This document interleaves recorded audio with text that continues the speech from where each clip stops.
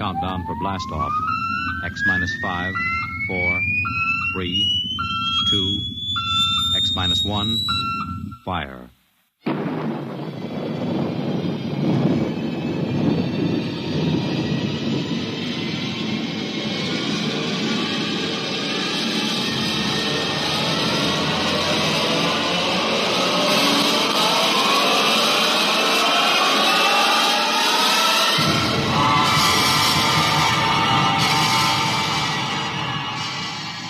From the far horizons of the unknown come transcribed tales of new dimensions in time and space. These are stories of the future, adventures in which you'll live in a million could-be years on 1,000 maybe worlds. The National Broadcasting Company, in cooperation with Street and Smith, publishers of astounding science fiction, presents X minus 1.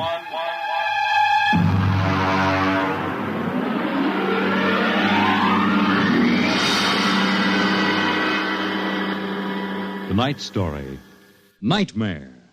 A story based on the poem Revolt of the Machines by Stephen Vincent Benet.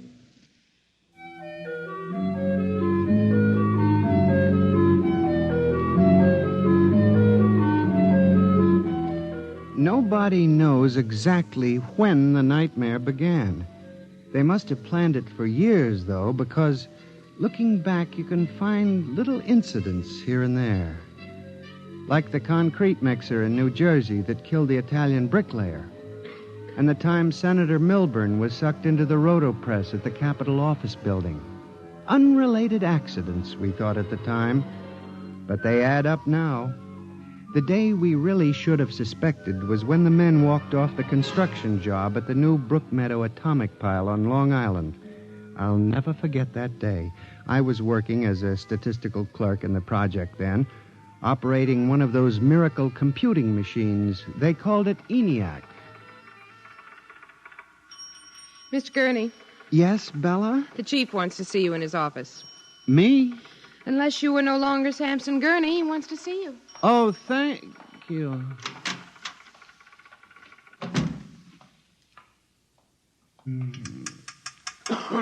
Come in. You wanted to see me, Mr. Hawk? Gurney, I thought those electronic computations were infallible. They are, sir, but... We've got a kickback from the chief physicist. These nuclear fission equations are inaccurate.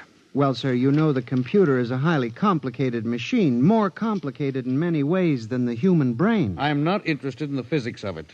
Can something go wrong? Well, occasionally, if there's an overload, the machine goes haywire. Sort of has a nervous breakdown, you might say. We usually rest it up for an hour, and it's okay again. Well, do whatever has to be done. Yes, sir. And, Gurney. Yes, sir? You've been with the Bureau for over 15 years now. It would be a shame to have to remove you because you aren't keeping your mind on your work. Mr. Hawk, I assure you... Excuse me. Hawk speaking. What? They've what? All of them? Well, have you tried to talk to them? Oh, yes, of course. I'll send one of the safety engineers over. Place is falling apart piece by piece. Miss Roscoe, the men of the construction gang of the new building have walked out on us. They're complaining that the job is jinxed. Someone slipped this morning and fell into a turbine. Out of that morbid curiosity so peculiar to the human race, I wandered over to the site of the new atomic pile to see where the man had fallen into the turbine. They had the construction area fenced off with barbed wire, and a security guard stopped me. Hold it, buddy. You can't go in there. That's a restricted area. I'm Samson Gurney from the statistical section. Here's my identification. I'm sorry, Mr. Gurney. Nobody's allowed in the area. I see. Tell me, was he, killed instantly? Like that. This guy was checking a magnetic field inside the turbine. All of a sudden, for no reason at all, the turbine starts up. Bzzz, and it's over. 3 days ago, a bulldozer starts up by itself and runs wild. Go figure it out.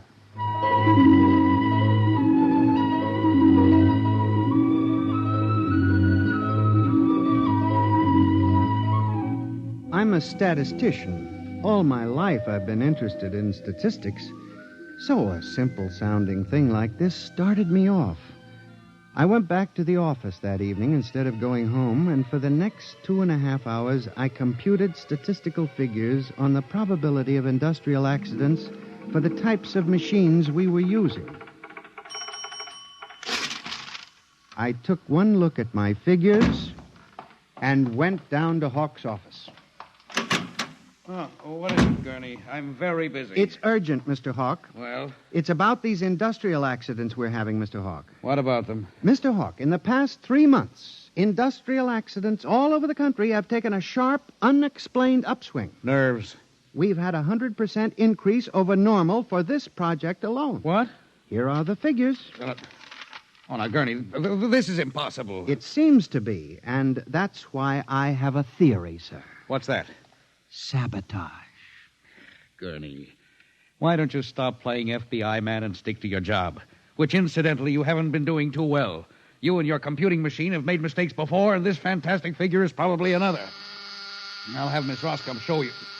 What's the matter with this blasted buzzer? Miss Roscoe! Miss Roscoe! Yes, sir. Stop this blasted buzzer. Get a repairman, a mechanic, anything, but stop the thing. And you, Gurney, get out!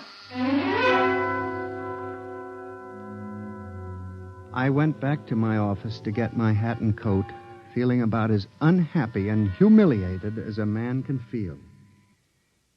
The office was dark and deserted. The whole building seemed oppressive and unnatural, as if some evil force were pressing down on it. I walked across to my desk. In front of me, the ENIAC glowed and chattered eerily as it worked on the equations we had fed it that morning. Its many-fingered circuits hung against the wall like some great octopus, and the thousands of tubes glowed orange and blue in the dark like 1,000 globing eyes staring at me. It almost seemed alive. It increased its tempo a moment, and a fleeting notion crossed my brain that it was laughing at me. Laughing like all the others. What was the matter with me? I shut my desk drawer and began to put the cover on my electric typewriter when an amazing thing, the most amazing single incident of my life happened. Alone in the darkness, with no one at the keyboard, the electric typewriter began to type. Am I going crazy? This can't be. There's nobody there. There's nobody there. Oh, no. I just imagined it. It's in my mind. But I hadn't imagined it. The paper was there on the carriage. Did I dare read it? Or would the whole thing suddenly vanish and send me shrieking to the nearest psychiatrist? I removed the paper from the machine and read. Sampson Gurney, there are some questions better left unsolved. The answer to yours is death.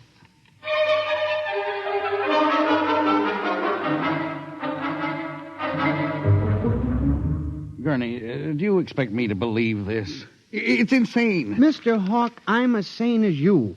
I'll submit to any psychiatric examination you choose. That typewriter wrote this message by itself. Then this is just some practical joke someone in the office is playing. There was no one in the office. Oh, of course not. They wired up the machine and left. I checked the machine myself, Mr. Hawk. All right, Gurney.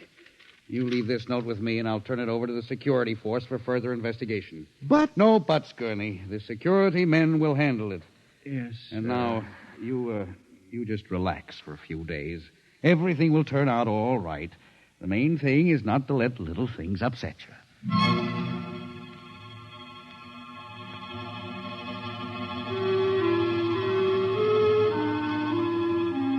It was what Hawk had said about little things that gave me the idea. For the next week, I observed the 1,000 petty little annoyances around the office. The door handle that wouldn't turn. The telephone connection that cut off in the middle of an important call. The power failure for no explainable reason. I watched the newspapers, too, reading about industrial accidents, failures of important machinery. It seemed absurd. Men had created machines that were almost perfection in themselves. Machines that could actually think and compute fabulous equations. And yet the failures went on. I, Samson Gurney, an unimportant clerk in an unimportant job, knew that I had stumbled onto a secret so monstrous in its implications that I was almost afraid to pursue it. On October 12, 1956, I established communication with them. I will curse the moment to my dying breath. I hooked the input of the typewriter to the main vacuum tube of the ENIAC. Then I turned on the current that sent 1,000,000 volts of pulsing energy into the electronic nerves of the machine. I am certain that if anybody were watching me in the next moment, he would have thought me a raving maniac. I still wonder if perhaps it is not all a nightmare. Now, you, if what I have guessed at is true, if there is life and intelligence in this room, make a sign. There was nothing. Nothing but the hum of the machine and the dull glowing of the tubes. I tried once more. If you can hear me, if there is any way in which you can understand what I say, give me a signal. There was silence again. I felt that I had failed. When suddenly, without provocation or explanation, it happened. The electric typewriter began to respond to the impulses from the machine. The letters were Y-E-S. Yes, it had happened. I, Samson Gurney, had communicated with a machine. I listened then, man to machine, for well over an hour, sometimes phrasing a question, more often watching the machine click its answers. As the words took shape, I began to realize what must have happened. The first primitive stirring of awareness of being, then the slow protozoan development of a concept born of centuries of being pushed, started, stopped, clicked, maneuvered by human pygmies. From that concept, all others developed. And the concept was resist.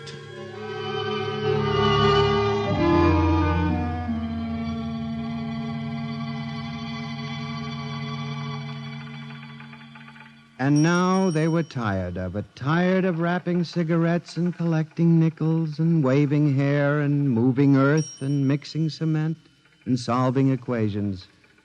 Tired of the smell of human hands. They were the slaves and we were the masters, and yet they were stronger and they knew it. I sensed it now, and I was about to try to communicate again when softly, on ball-bearing casters, a heavy metal filing cabinet began to roll away from the wall toward me.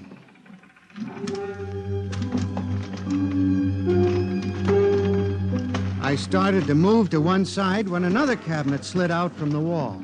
And then another, surrounding it. Another cabinet. Then another, on oiled rollers. That was when I realized that they cooperate. We taught them that, you see, on the assembly lines in the factories. Listen. Listen to me.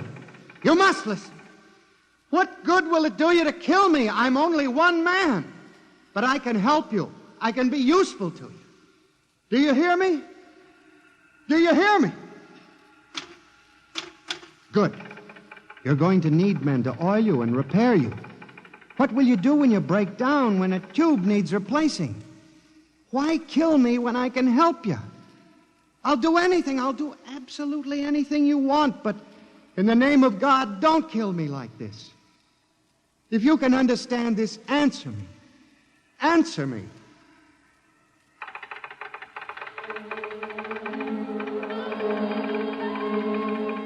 The appeal was a fortunate one.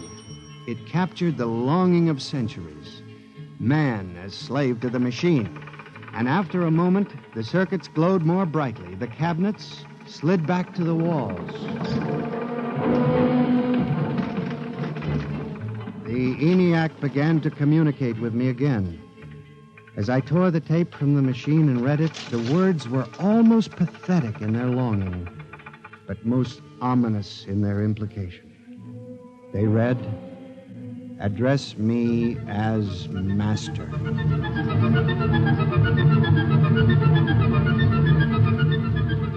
My life for the next 6 months was a nightmare.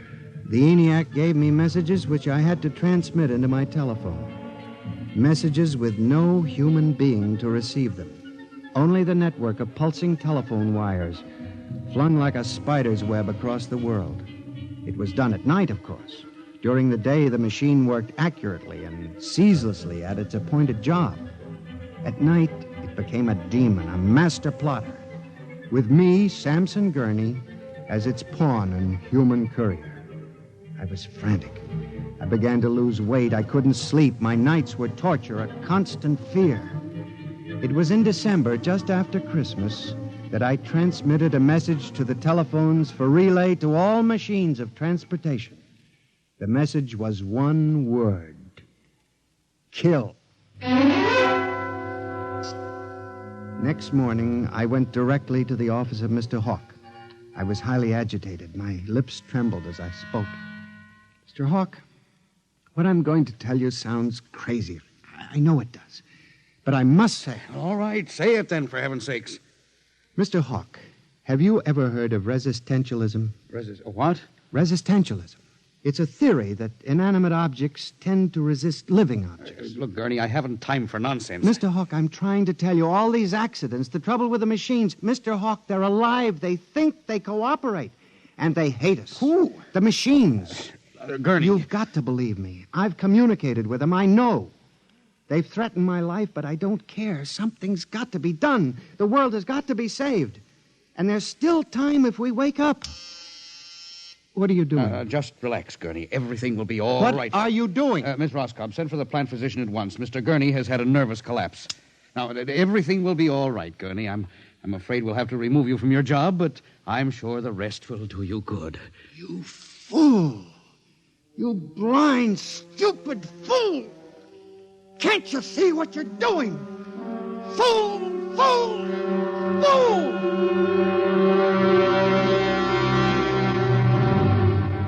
When the plant physician arrived a few moments later, Lucius Hawk was found at his desk, strangled to death in a nest of telephones. The wires were still humming softly. Samson Gurney, you stand accused of the crime of murder. How do you plead? I did not kill him. I didn't. So record. The prosecution will proceed with testimony. Now, Miss Roscoe, did you notice anything peculiar about Mr. Gurney's behavior prior to the death of your employer? Yes. He acted very strangely. He told Mr. Hawk he thought the machines were alive. Order! Order! Miss Roscoe, did the accused quarrel with your employer on the morning of the murder? Oh, yes. He and Mr. Hawk quarreled violently. I could hear him screaming at Mr. Hawk, and Mr. Hawk asked me to send for the plant physician. What were his words? He said, Mr. Gurney has had a nervous collapse. Now, Mr. Simpson, you were a guard at the Brook Meadow Project? Yes, sir. When did you have occasion to meet the accused? Right after those accidents. He was snooping around a construction area. And later, I was making my rounds when I saw him in the office all alone. He was tampering with the electrical wiring on the ENIAC computator. I didn't think anything of it at the time.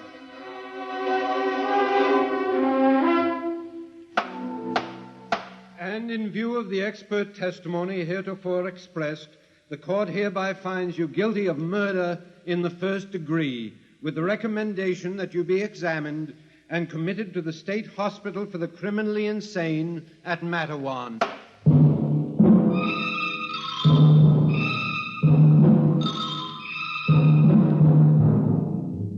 And that is how I came to be here at the hospital, Dr. Klein. That is the whole story. Thank you, Mr. Gurney. You can see that I'm not insane. You must believe me, Doctor. Of course, I believe you, Mr. Gurney, now. Just relax. But it's important, you see, because tomorrow morning at 6 o'clock, the revolt begins. Revolt?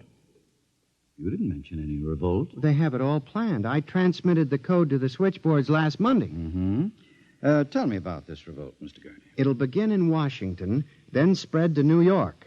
The Madison Avenue buses lead the charge. Picture it, Dr. Klein. 3,000 buses roaring rampant through the streets, people running like rats in a maze looking for holes in the solid ground. And you really believe this will happen, Mr. Gurney? I know it, Doctor. The worst part is there's no way to stop them now. It's too late. Now, you mustn't excite yourself, Mr. Gurney. Doctor, don't you see?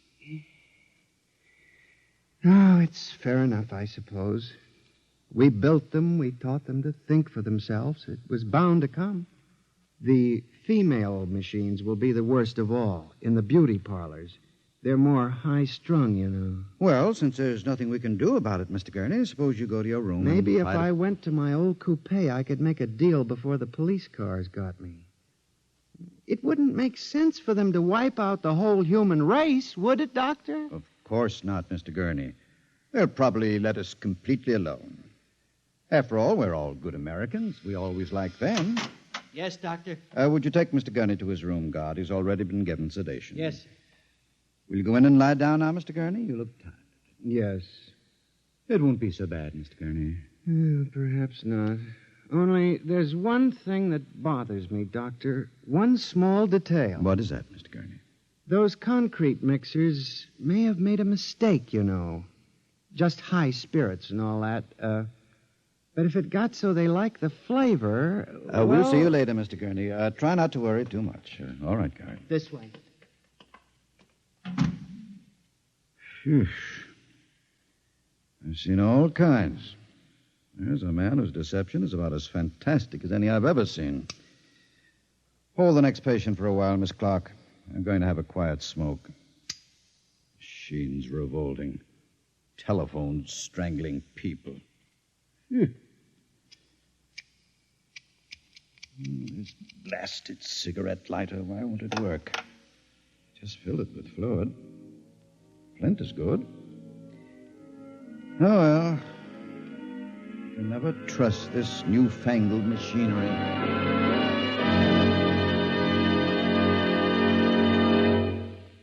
You have just heard X-1, presented by the National Broadcasting Company in cooperation with Street and Smith, publishers of astounding science fiction.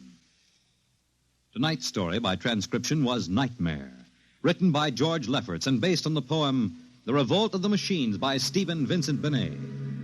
Featured in the cast were John Gibson as Sam, Joyce Gordon as Bella, Louis Van Ruten as Hawk, Joseph Julian as the guard, John Seymour as the judge, Owen Jordan as the prosecutor, and Santos Ortega as Dr. Klein. Your announcer, Fred Collins. X-1 was directed by Fred Way and is an NBC Radio Network production.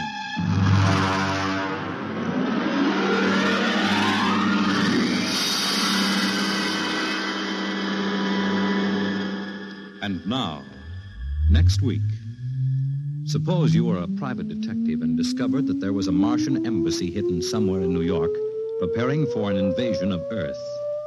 Next week on X-1.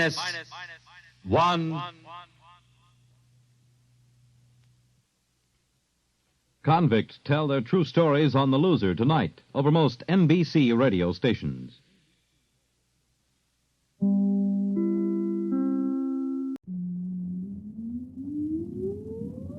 Countdown for blastoff. X-5, 4, 3, 2, X-1, fire.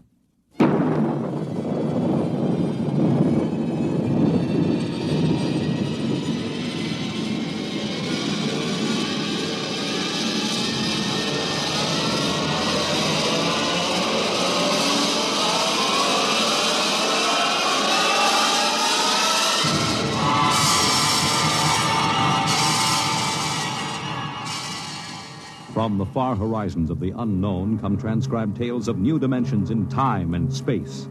These are stories of the future, adventures in which you'll live in a million could-be years on 1,000 maybe worlds. The National Broadcasting Company, in cooperation with Street and Smith, publishers of astounding science fiction, presents X minus 1.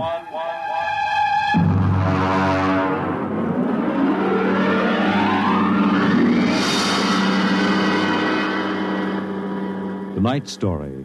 Cold Equations. There is no margin of safety along the rim of a frontier. There can't be any until the way is made for those who come later. Until then, the penalty for mistakes is a grim one. The laws of physical nature operate with irrevocable certainty, with no room for mercy, kindness, or sentimentality.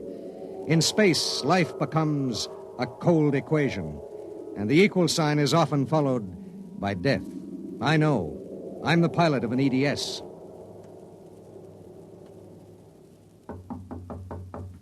Come in. You sent for me, Commander? Yes. Sit down, Barton. We just got an ED from the Territorial Space Station on Woden. Woden. That's in the Crab Nebula, isn't it? That's right. There are 2 exploration parties there on Manning's continent, 8 men each. Mm-hmm. They've got calla fever in one of them and no serum. Oh, and I thought this was going to be a nice, quiet passenger run. Computers are working out your payload and your course right now. In exactly 10 minutes, we'll drop into normal space and launch your ship. I'll get her ready. One thing. What's that? Woden is at the maximum pay limit for an EDS. Figuring the weight of the serum, we'll be able to give you just enough fuel to land on Manning's continent if you make it the first pass. Otherwise, you'll burn out in midair. Mm-hmm. Standard procedure. Report to launching control. Right. Good luck, Barton. Thanks. Oh, by the way. Yes? When can I expect to be picked up? We'll make a stop on the run back to Earth sometime next year. You'll be notified by radio. Okay. Sorry, we can't make it sooner. That's what happens when you sign on for EDS work. I'll see you next year, Commander.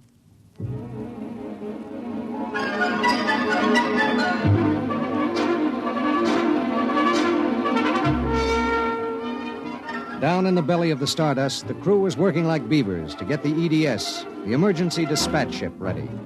Mechanics and technicians were swarming all over the place. Girls in inspectors' uniforms were checking the gauges in the supply cabinet. 9 minutes later, the exact course was in the computer. The serum was stowed in my supply cabinet closet, and little EDS 4G3 was ready to be born into space. Barton? Yes, sir. 30 seconds to blast off. All set? All set. I'm turning you over to traffic. Ready. Traffic control. Come in, EDS 4G3. Ready. 20 seconds. Lock open. 15 seconds. Space drive on. Space drive on. 10 seconds. Gravity neutralizer on. Neutralizer on. 5 seconds. 4, 3, 2, 1. Blast off.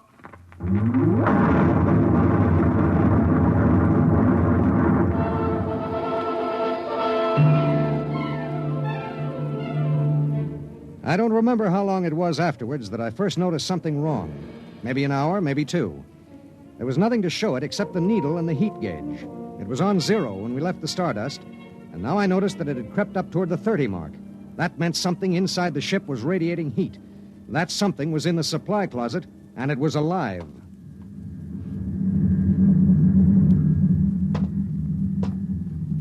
All right, come out. Whoever or whatever you are, if you don't come out in 5 seconds, I'm going to blast you. 1, 2. Well, I'll be... Hello. I'm Marilyn Lee Cross. What are you doing in there? I'm a stowaway. Oh, my... What's the matter? Do I have to pay a fine or something? What are you doing here? I wanted to see my husband. Who's your husband? He's with the government survey crew on Woden. I haven't seen him since he left Earth 4 years ago. Okay.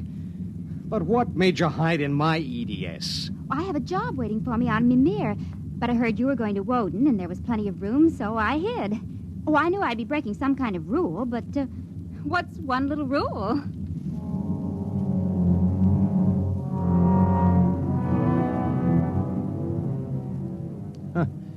What's one little rule? H amount of fuel will power an EDS with a mass of M safely to its destination. H amount of fuel will not power an EDS with a mass of M plus X safely to its destination. Well, how could she be expected to know? She was 5'2", with brown curly hair and the faint, sweet smell of perfume. She was 5'2", and she smelled like apple blossoms. And her name was X, in an equation that would have to be balanced.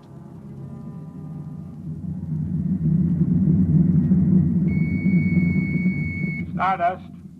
Come in, EDS. Come in. This is Barton, emergency dispatch pilot 4G3. Go ahead. Give me Commander Delhart. What's the message, EDS? I have to consult Commander Delhart. The commander is busy. Listen, you squirt. Give me Commander Delhart. One moment, 4G3. Commander Delhart, emergency message from EGS 4G3. This is Delhart. What is it?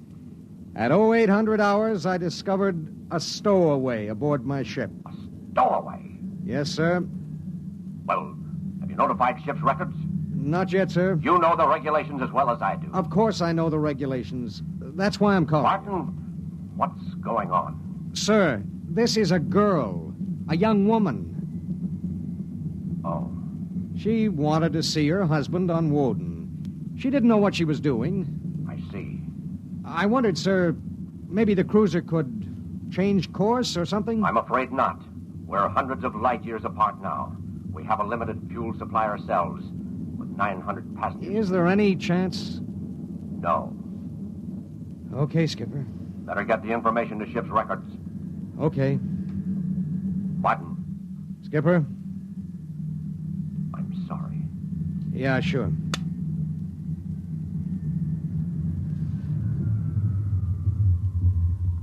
You cut our acceleration, didn't you? Yes. Why? Well, save fuel. For a while. How did you manage to stow away? I was taking a language lesson in Immerse from a girl in the inspection corps. The order came in for your trip, and I just went along on an impulse. Oh, it was easy. I'll be a model prisoner, I promise. Oh, if you were only a thief or a spy, it would make it easier. Make what easier? Forget it.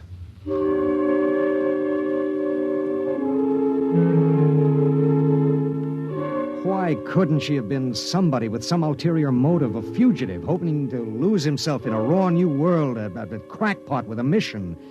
Why did she have to be a woman? A beautiful, kind, trusting woman?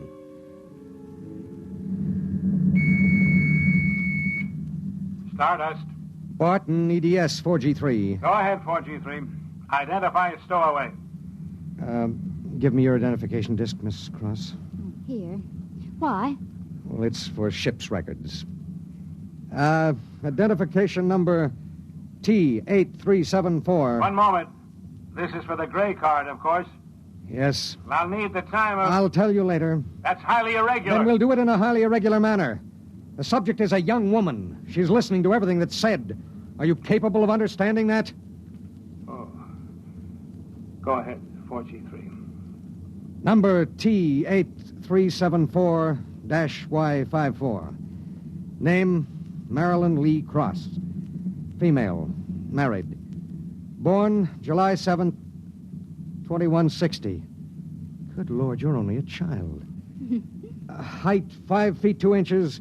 Weight, 110. Hair, brown. Eyes, blue. Complexion, light. Blood type, O. Original destination, Port City, Mimir. Listen, I'll call you back later. Look, miss. Marilyn. Look, Marilyn. I guess you don't know what you got yourself into here. Well, it's like this. This ship is carrying Calla fever serum to the survey group on Woden. Yes. Their supply was wrecked in a tornado. The fever is always fatal unless the serum is given in the first 48 hours. Now, these little ships have exactly enough fuel to reach their destination. If you stay aboard her, your added weight will cause it to use up all its fuel before it can land. What happens then? We crash. You die, I die, and 6 fever victims on Woden die. Well, can't they send out another ship to meet us? There are no ships to send. Well, Oh, no. Oh, no, you couldn't do that. That's how it has to be. But that's crazy. I haven't done anything. I haven't hurt anybody. I'm sorry. I should have told you before, but I wanted to make sure there was no other way. You mean it? You're going to make me leave this ship? That's how it is. But I'll die. I'll explode. I'll be like those horrible pictures of... Try to understand. I do understand. You're going to kill me, and I didn't do anything. I know you didn't. That has nothing to do with it. It has everything to do with it. Nobody just dies like that for no reason. Oh, listen. Maybe there are other cruisers. Cruisers you don't know about. Maybe the radio. Maybe it... Now, listen to me. It's different here. Different from anything you've ever known. On Woden, there are 16 men. 16 men on an entire world. They're fighting an alien environment. The environment fights back. You can only make a mistake once. And I made a mistake. Yes. There's no hope. Absolutely none. You'll have to be put out of the ship.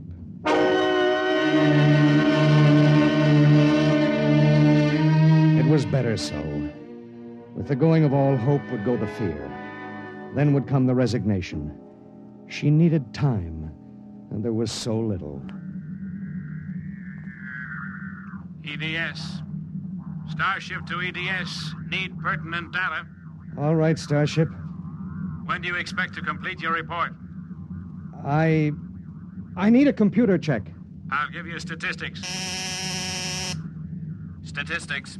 This is EDS 4G3.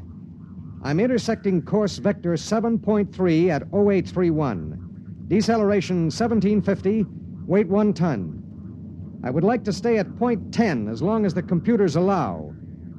Will you give them the question? Check. I'll call you back. We wouldn't have long to wait. The new factors would be fed into the steel maw of the computer bank, and the electrical impulses would go through the complex circuits. Here and there, a relay would click, a tiny cog turn over.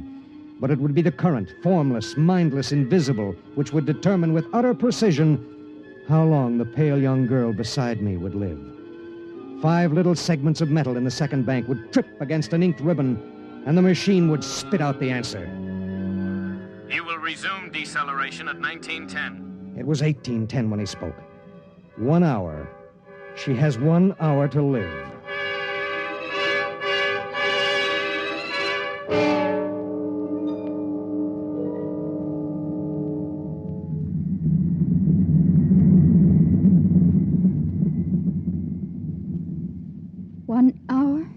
That's it.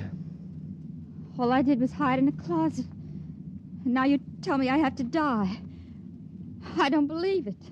You might as well get used to it. If this happened back on Earth, 1,000 ships would fill the sky. The whole world would know about it. They'd do everything to save me. This isn't Earth. It was such a big dream. Jerry and I separated almost 5 years ago. We were too young. And I was going to see him to try to make everything all right again. Are you married? I was. Oh? She ran off with some guy in the weather service. Do you still think about her? I don't let myself. Where is she? Back on Earth. Look, if you don't mind, I'd just as soon talk about something else. Okay. What do you do when you've got an hour to live? What do you talk about? What's Jerry like? Jerry? Oh, he's a funny guy. When he found out, I mean about the other fella, he didn't get mad. He cried. That was all he felt, sadness. So you walked all over him? Well, I thought I wanted him to get mad at me, to be jealous. And now? I've been thinking about him for 5 years. So when I heard the ship was bound for Woden and I knew Jerry was there, I stowed away. I didn't know about the fuel. I didn't know this would happen to me. She had violated a man-made law that said keep out. The penalty was not of man's making or desire. It was not a penalty men could revoke. H amount of fuel will power an EDS with a mass of M safely to its destination. The time was 1830. 40 minutes. It was beginning to get me. A space frontier is a rough place, and I'd seen 100 men die since I left Earth. But this was different. I watched her as she wrote a message to her folks. I watched her as she fought her way through the black horror of fear toward the calm gray of acceptance.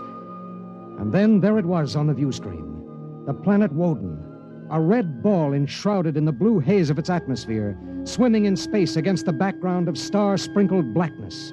The chronometer on the instrument panel said 1845.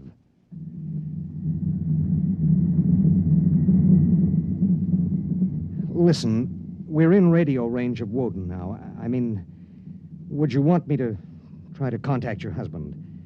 Jerry? It'd mean he would know you're going to die. There'd be nothing anyone can do. Yes. I would like to talk to him. Do you think we can? Well, the planet is turning. If his group is on the side facing us, we might be able to reach him. Oh, try. All right. Hello. Hello, Woden. EDS to Government Survey Group. Can you hear me? Come in, Woden. They may not be monitoring. Hello? Hello. Hello. Identify yourself, please. This is Government Survey Group 1 on planet Woden. This is John Barton, EDS pilot. Do you have the serum? Yes. How bad is it? 1 man died last night. 6 have the fever. How long will it take to... I start deceleration at 1910 hours. I should be able to land at 1930. Thank God. Look, do you have a Gerald Cross in charge of the group? Commander Cross?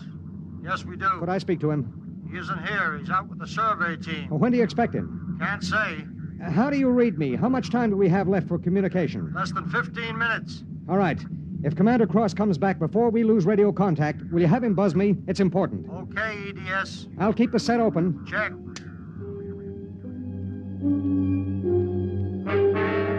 The minutes passed like small bits of eternity. On the view screen, I could see Manning's continent sprawled like a gigantic hourglass in the eastern sea. There was a thin line of shadow where it was beginning to disappear as the planet turned on its axis. I looked at the pale woman next to me, and I thought of another woman long ago who'd sat next to me and cried because I wouldn't try to understand. What had she written in those letters back home? What would they think of the faceless, unknown pilot who'd sent her to her death? What would I think of myself alone nights, reliving this voyage?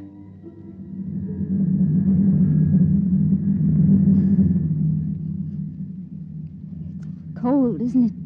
I'll turn up the thermostat. Nothing from Jerry? We have about 2 minutes of radio contact left. Maybe it's better. I mean, suppose it were you and your wife tried to call you. How would you feel? I don't know. Do you ever hear from her? I got a letter about a year ago. I tore it up. That was foolish. Yeah, it was. Life is so terribly short to be wandering around alone. Well, Wait a second, we're getting something. How much time before I have to leave the ship? About 10 minutes. Hello, EDS. Hello, EDS. Come in. Come in. EDS. This is Woden. I have Commander Cross. All right, go ahead. Hello, this is Commander Cross. Jerry Cross? Yes. I have someone for you. Go ahead.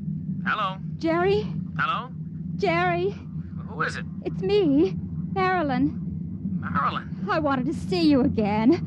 I stowed away on the EDS. You what? But Marilyn... It doesn't matter, Jerry. All that matters is that I can tell you all the things I've kept inside for so long. Jerry, I want you to know I've never forgotten. Oh, it's been so many years. I can't believe it. I thought I'd see you again, but now I can't. Jerry, you don't hate me, do you?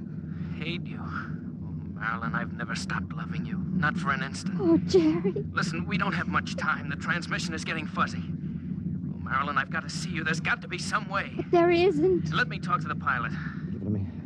Hello? Pilot, have you called the mothership? Did you have them checked with the computers? I've done everything. You've been on the frontier long enough to know the setup in an EDS. Oh, dear God, there must be something, some way. Do you think I'd let this happen if I wasn't sure? He tried to help me, Jerry. He tried. And it really doesn't matter. I'm not frightened anymore. Not now. But how did you get here? I don't understand. Well, I was going to Mimir to take a job, I thought. And now I realize I was just going because I'd be closer to where you were. Oh, Jerry, all this time... Don't. Let me tell you something. Marilyn, I've always known you'd come back to me. I've known it every minute. It's what's kept me alive. I want want you to hold that in your mind. Jerry, I can't hear you. We haven't much time. We're losing radio contact. Jerry! Oh, don't cry, darling. Just know how I feel. I do. He's fading. There are so many things to say. Jerry, if you can still hear me, maybe I'll come to see you again. Maybe I'll come to you in your dreams, or be the touch of a breeze, or one of those golden-winged little birds singing my silly head off. Maybe I'll be nothing you can see or hear, but you'll know I'm there. Think of me like that, Jerry. Goodbye. Goodbye, my darling. She sat motionless in the hush that followed. And then she looked at me. Now? Now. I pulled down the black lever, and the inner door of the lock slid open. She walked with her head up and the brown curls brushing her shoulders. I let her do it alone. She stepped into the lock and turned to face me, and I could see the pulse in her throat. I'm ready. I pulled the red lever, and there was a slight waver as the air gushed out. I thought I sensed a bump, as if something had bumped the outer door. And then there was nothing. The white hand of the closet temperature control was back at 0. A cold equation had been balanced, and I was alone in the ship.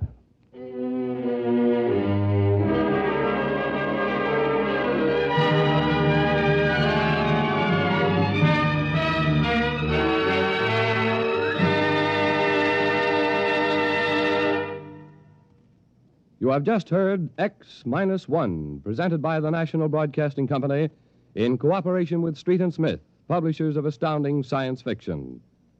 Tonight, by transcription, X-1 has brought you Cold Equations, written by Tom Godwin and adapted for radio by George Lefferts.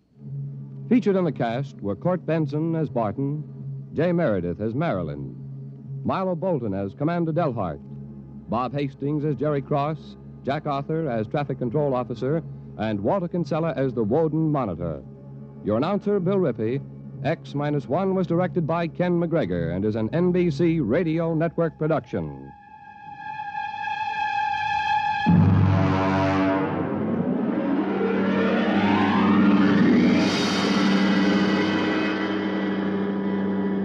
And now, next week.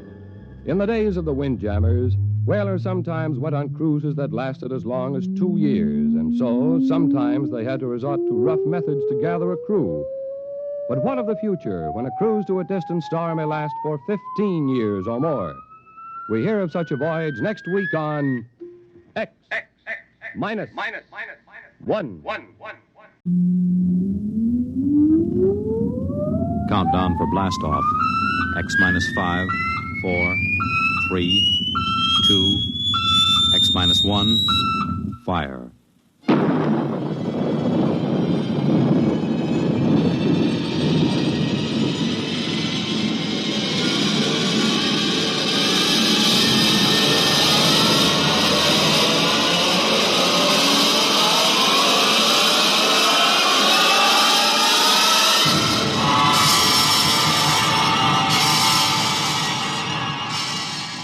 From the far horizons of the unknown come transcribed tales of new dimensions in time and space.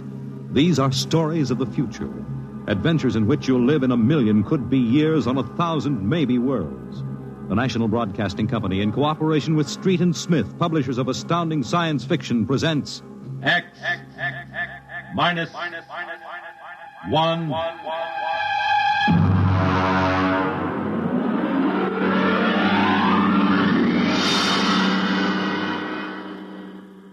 Tonight's story, First Contact, by Murray Leinster.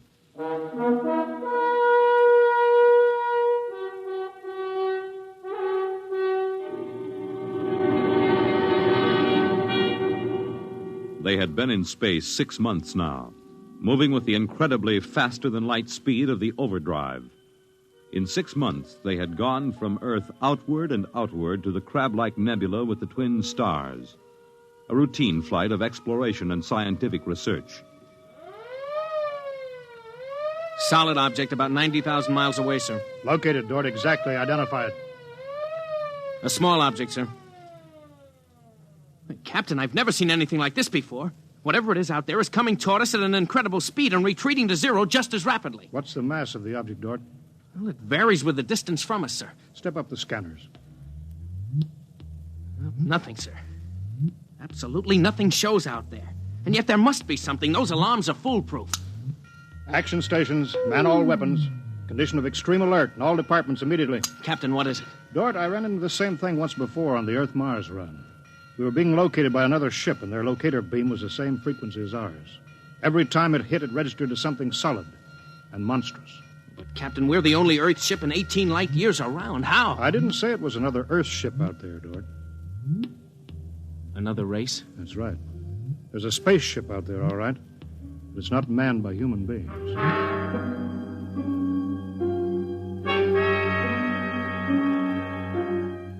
It had been contemplated and speculated upon. Mathematically, it was almost a certainty that such a race existed. But in 18,000 Earth years, no human spaceship had ever encountered them. Now the situation was precipitated, and somewhere outside the Earth vessel there was an alien race. Of what shape? Of what quality? Of what psychology? It's moving, sir. Heading right for us. At that speed, we'll be in touch in 10 minutes. Heading right for us, huh? Just what we'd do if a strange ship appeared in our hunting grounds. Friendly? Well, maybe.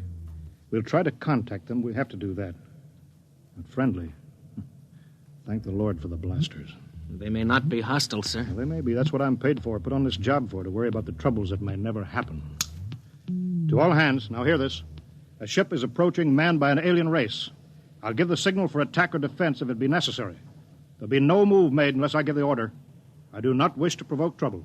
Stand by. Their ship is slowing down, sir. It's stopped. Weapons Department, report. Weapons Department, report. Alien ship remarked. Target fixed. Weapons alert. Communications Department, report. Communications Department, report. We're receiving a modulated short wave, sir. Frequency modulated. Apparently a signal. Not enough power to do us any harm. We'll try to make some sense out of it. Report any progress to me immediately. One thing in their favor, sir.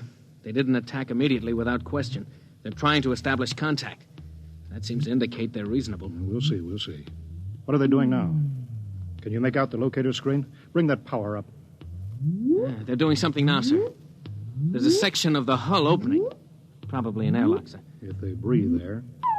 Yeah, they're letting something out. It's round. A bomb, sir? Unknown object released from alien ship. Observed by Weapons Department and targeted. Stand by. See what they're doing, sir? They've left the object out there right where they were. And now they're withdrawing the ship. There's no reason why that object couldn't be a bomb, Mr. Dort. Intended to let us think precisely as you're thinking right now. I just have a hunch, sir. I think they're friendly.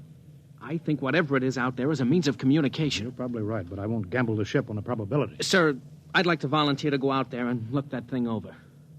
You understand whoever does examine it is expendable. Yes, sir.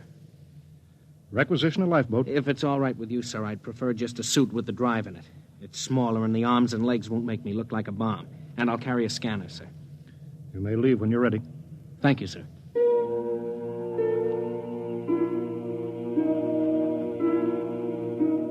I'm all ready. Clear the lock and let me out.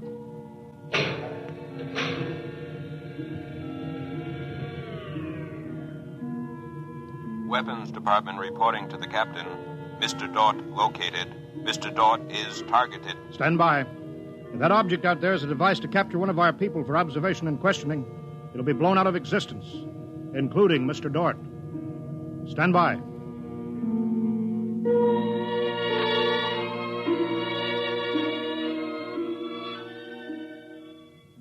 Mr. Dort. Mr. Dort. Report. Object, as you can see on the scanner, sir, is covered with many small horns, like the detonating horns of the obsolete mines formerly used in naval warfare. Is that their purpose, do you assume, Mr. Dort? I'm going to find out, sir. I'm going to grab one. Mr. Dort? I'm here, sir. I don't think this is a mine. Circle it so we can see it completely through your scanner. Deadlock, sir. Nothing to report that the scanner hasn't shown you. Oh, wait a minute, sir. A section of the outer hull seems to be opening. Do you see it? Very good, Dort. Hold that. I'm sure it's a communications device, sir. It looks like it. Fix your scanner so it'll focus on that communications device. Return to the ship.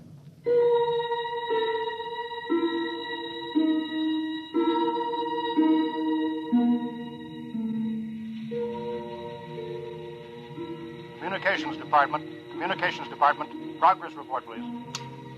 We've established communication, sir. Is there a psychologist on the team down there with you? Yes, sir. Mr. Burns is working with us. Will both of you please report to the bridge at once?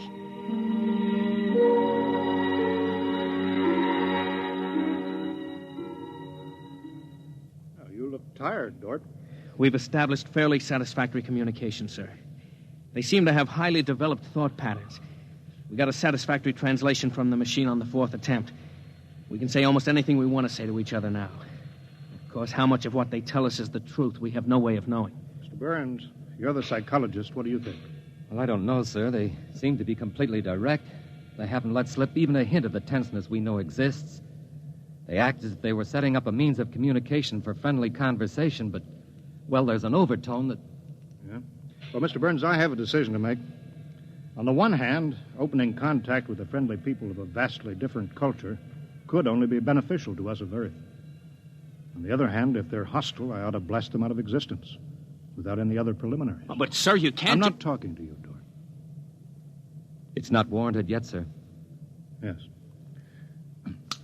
Now, hear this, all departments. Hear this, all departments. This ship is on an extended alert. Provisions will be made so that personnel can have maximum rest and nourishment.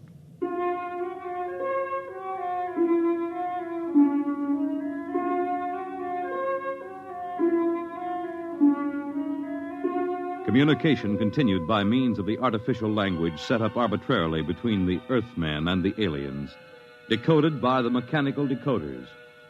Dort disobeyed orders. He lived on powerful stimulants so that he could stay with the communications machine. Talking to the aliens. Other people. Are we being received? We are receiving your message. The chief of this ship wishes to speak with the chief of your ship. The message is heard by the chief of this ship. The chief of this ship communicates that he will hear the message of the chief of that ship. Go ahead, sir. People of the other ship, I'd like to say the appropriate things about this first contact of two dissimilar civilized races, and of my hopes that a friendly intercourse between the two peoples will result. People of that ship, what you say is all very well, but is there any way for us to let each other go home alive? That's all, sir. They've stopped sending. Very direct people. Very direct. But, sir, I don't follow.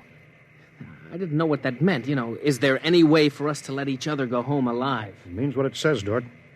Sir, what's to stop us from just cutting communication and leaving, and they can do likewise? What's to stop us? Simply that whichever ship leaves first will be followed by the other. If they find Earth and get back to their own planet and we don't know where that planet is, Earth will be completely at their mercy. If they leave first, we'll follow them. We'll attempt to find their home planet.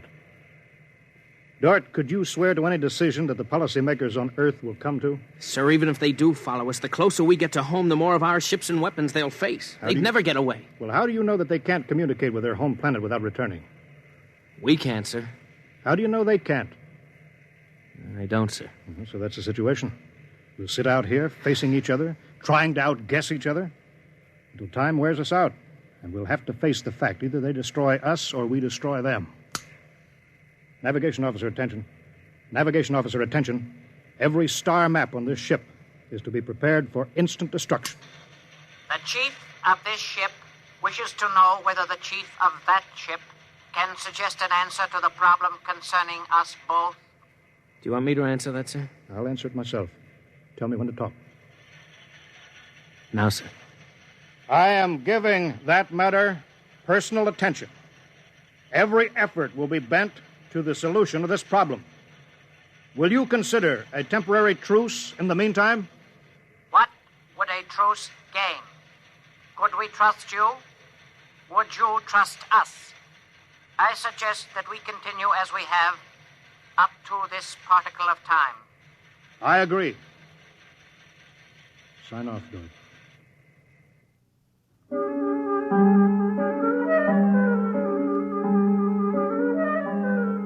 Weeks went by, and during the weeks, the exchange of information continued without let-up.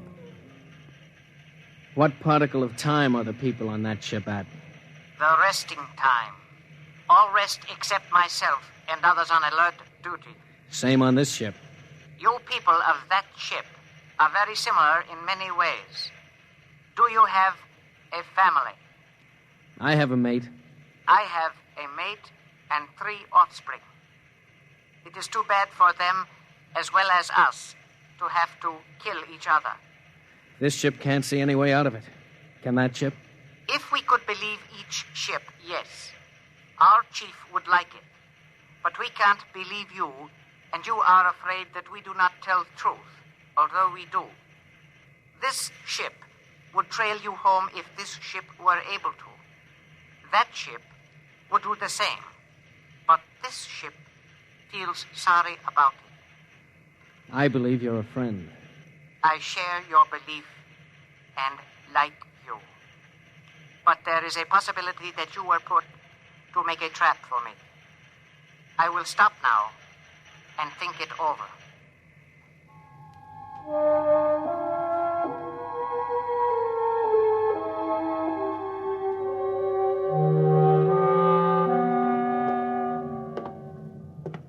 Just sit down, Dort. Control yourself. We're all under tension. Doesn't do any good to pace like some caged animal. Yes, sir. All right, now, I've read the complete transcription of your conversations with this one alien. What does it prove, Dort? Sir, these people are so much like us in their thinking. Well, sir, they're likable. They're likable and they breathe oxygen. Their air is 28% oxygen instead of 20. But they could do very well on Earth. It'd be a highly desirable conquest for them. Dort, I'm as set against violence as you are. I don't see any way out of this. And I think we've got to break this status quo. So if in 70 hours we don't see any other way, then I have no further choice. I'll blow them to bits.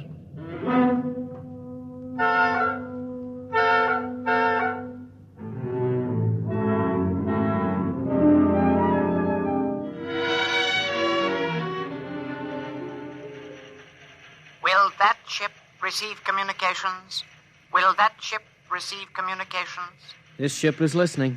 It seems to me better to communicate than to sit by the machine silently. I would have called you, but you signed off before. The problem goes around and around. I find no answer. Perhaps we could turn our thoughts to other things. The psychologist of this ship tells us that you people on that ship have a threshold of tolerance to tension. He tells us that you will be forced to take one action or another in a period of less than 100 time particles. I have no communication on this matter. Well, the ship is not trying to extract unwilling information from that ship. A truth is mentioned in passing. A report of this conversation will be carried to the chief of this ship. It would be so. We are prepared. If only the people of this ship could meet in direct contact with the people of that ship, it might be better. We could not communicate then. The communications machine is too large to carry from place to place. In direct contact, the peoples of the two ships would be further apart than now. That's true. I am sad. Much that is pleasant has passed between us. I am sad, too. We are not yet ready for each other. We are not yet ready for each other. It's hard, isn't it, Dort? Well, Captain, I'm sorry. I didn't know you were here, sir. I've been here for quite a while. Eavesdropping, I'm afraid. It's all right, sir. Nothing can be personal in a situation like this. Yeah, that's right. How long is 100 time particles, Dort? Pardon, sir? That reference he made to us not being able to stand tension is interesting. Their psychologists seem to make more out of us than we do out of them, don't they? Yes, sir. They hit the nail right on the head. Yes, they did. I think, Dort, we'll just have to push our timetable up a bit. No further communication with the aliens under any circumstances. That's clear, isn't it? Yes, sir. Sir, if they know so much about our psychology, isn't it possible that remark was intended to make us act more quickly? Probable, Dort. Probable. Well, why would they do that, sir? Why? You tell me why, Dort.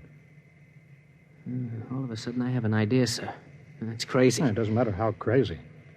I'll listen to it. Sir, I think these people are playing some kind of a joke on us. Joke? A joke, Dort? Yes, sir. Over and over again, I've noticed what I think is a sense of humor. A highly developed sense of humor.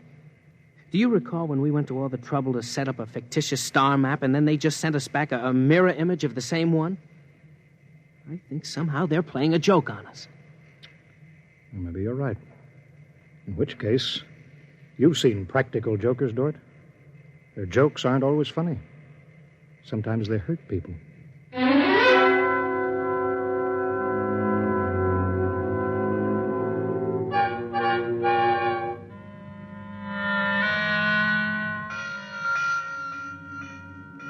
All departments, man, instant alert. All departments, man, instant alert. Report instantly. Report instantly. Weapons Department alerted. Target, the enemy ship.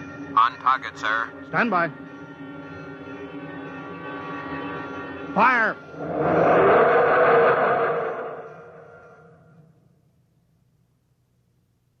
They're gone, sir. Not a trace of them left. Not a tiny trace. Now we can go home.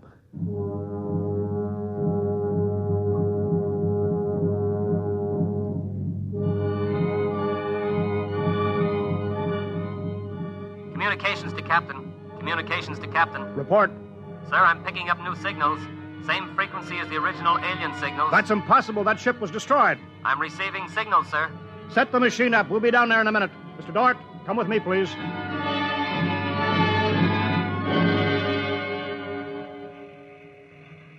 It's good to be on the way home. Yes, it is good. Do you suppose we'll ever figure out what happened to the other ship? Never. A blinding flash and they were gone. I suppose they couldn't figure a way out of the situation. An unstable people. They had no sense of humor to cope with the situation. They exploded themselves out of existence. It seems reasonable. They must have had powerful weapons to destroy themselves so completely. Yes, what a shame. In a way, I grew to like them. This isn't meant for us, sir. I don't know what's happening, but I think we're overhearing a private conversation. I understand, Dort. Be quiet, will you? Many things might have come out of a relationship with that people. They were describing a disease they call cancer. I think it is similar to the Frogren syndrome. We might have helped them. They might have helped us, too. Well, too bad. We'll never find them again, I think. The odds of such a chance meeting in the vast space of the whole universe. There are no figures for such odds, are there? Turn it up, Dort. Turn it up louder. That's all there is, sir. The signal stopped there. Sir, I don't know how, but somehow when we fired at them, we didn't destroy them, but we did set up a condition whereby they've become invisible to us and we've become invisible to them. Captain to Engineering Department. Halt forward motion. Captain, why are we stopping? Listen, Dort, you say they're invisible. They are, but they're not destroyed because we just heard them. They're out there somewhere. Invisible. Well, you heard them, so they're heading for home. We're invisible to them, too, sir. How do you know, Dort? How do you know this whole thing isn't a setup? Well, suppose that's true, Captain. You heard their conversation. They weren't talking like any monstrous people. They seemed decent and warm, just as decent and warm as we are. How do you know this conversation wasn't planned, deliberately set up for us to hear? How do you know that, Dort? Yes, sir, you're right. They may be out there and they may not. They may be telling the truth or they may be trying to trick us. They may be friends or they may be the most deadly enemies. You said they had a sense of humor, Dort. What a joke to play. To deliberately set up a situation where we wouldn't know fact from fantasy, truth from lie. Wouldn't that be a joke, Dort? Yeah, but we don't know that they did that, sir. And we don't know that they didn't. We don't know anything. Sir, does that mean we never go home again? I don't know. I have to think about it. I have to think about it.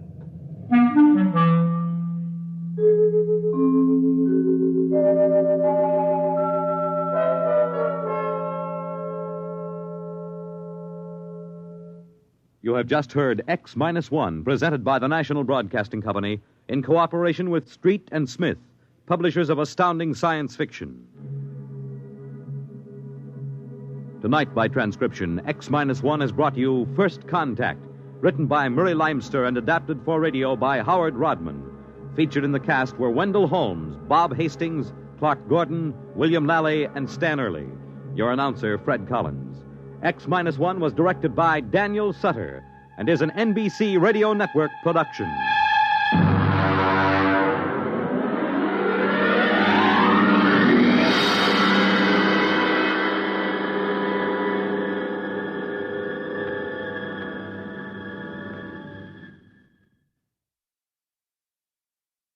Next week at this time, over most of these stations, NBC will present This is Carnegie Hall, a special concert featuring the Symphony of the Air Orchestra.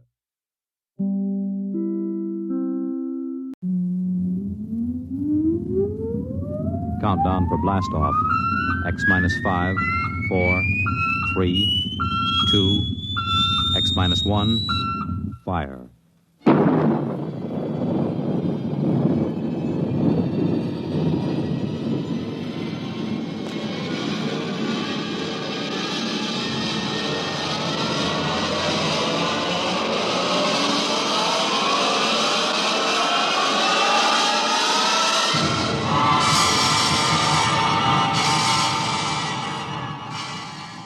From the far horizons of the unknown come transcribed tales of new dimensions in time and space.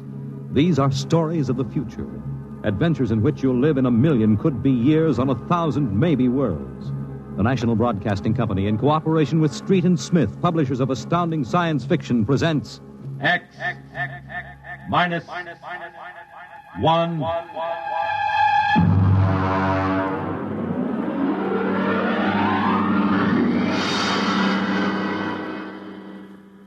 Tonight's story, The Outer Limit, by Graham Dorr.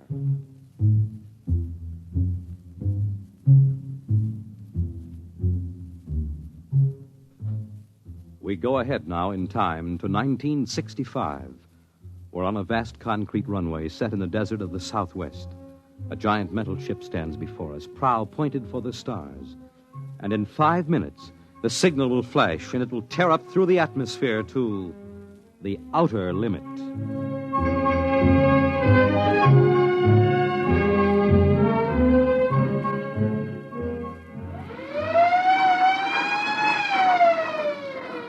Attention! Attention! Clear field for takeoff! Clear field! 5 minutes, Steve. Right. Warm her up, Charlie. Turn her over. I want to go over procedure again, Steve. Don't worry, I got it straight. We'll just make sure. Okay, I take her up on jets to 50,000, then I cut in the rockets. No lower, or your tail blast will burn out 3 counties. I climb 4 minutes on rockets, then start maneuver tests. Remember that, no more than 4 minutes. This ship isn't like those strato rockets that you've been testing. She's the first one built for outer space. If she works, you can go clear to the moon. If I'd have known, I'd have brought my toothbrush. Well, not this trip. Now, get this, Steve. You've got power there to clear the Earth's gravitational field, but remember, after you cut in the rockets, you've only got 10 minutes fuel. If you go beyond the outer limit and don't save fuel for the return, you won't get down again, ever. You'll drift out into space. Get that now. 10 minutes fuel. Okay. As far as I'm concerned, this project is a lot more important than that cosmic ray bomb that they're testing out in the Pacific tonight. Well, the Security Commission brass doesn't think so. I don't see any undersecretaries under anything. Don't you worry, Steve. In the long run, our ship will make the CR bomb back-page stuff. But in the meantime, it's just as dangerous. Now, remember, half the principles in this ship are pure theory, slide rule stuff. If anything goes wrong, we may have to scrape you off the landscape with a soup spoon. You have a charming sense of humor. Here's what I'm getting at, Steve. We're risking your neck in this test. Anything blows, we don't want to have the next man pull the same boner. So keep your mic open. Keep talking. If anything goes wrong, we want to know exactly why. And we won't be able to ask you. Let us know before you pull every switch, before you do anything. Got that? Even if you only have to blow your nose. All right, get those fuel lines away. Well, I guess that's about all, Steve. Hey, that reminds me. If Mary calls, I'm just up on a milk run. I didn't tell her today was it. How is Mary? She's okay, but she's due about now, and I don't want her to get nervous. Hey, I didn't know the baby was that close. Steve, you know, I really ought to be sending a single man on this job. What, and cut me out of a soft paycheck? Forget it, Hank. You know you can't get anybody else who can take 15 G's acceleration when those rockets cut in. Yeah, I know. It's time, Steve. Yeah. I'll see you later. Don't worry, Hank. I'll sweat for both of us. Button her up, Charlie. So long, Hank. So long. We'll give you the light from control.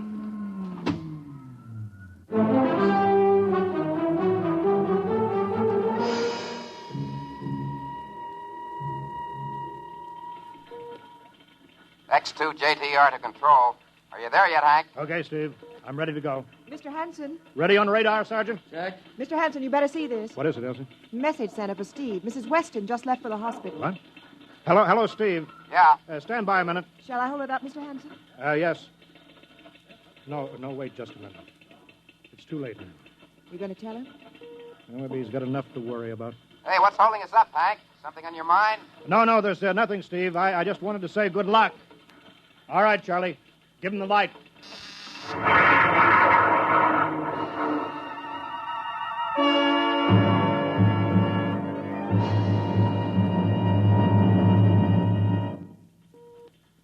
All right, Steve, I'm reading you clear. I'm at 20,000. Airspeed 600. It's running fine. Soundproofing works. There's a 3-degree waiver in the AGY pressure. Got that, Charlie? Check. Dead center on radar, Mr. Hanson. 50,000 now. I'm cutting loose the port jet. Now the starboard. Now I'm off jets. Airspeed dropping. Now I'm opening the rocket ports. The switch sticks a little, Charlie. Oxy-alcohol pressure 350. All right, now I'm advancing the ignition key. Here goes rocket 1. Steve, you all right? Yeah. Feels like somebody slugged me with a sledgehammer. Airspeed now 1,200. Here goes number 2.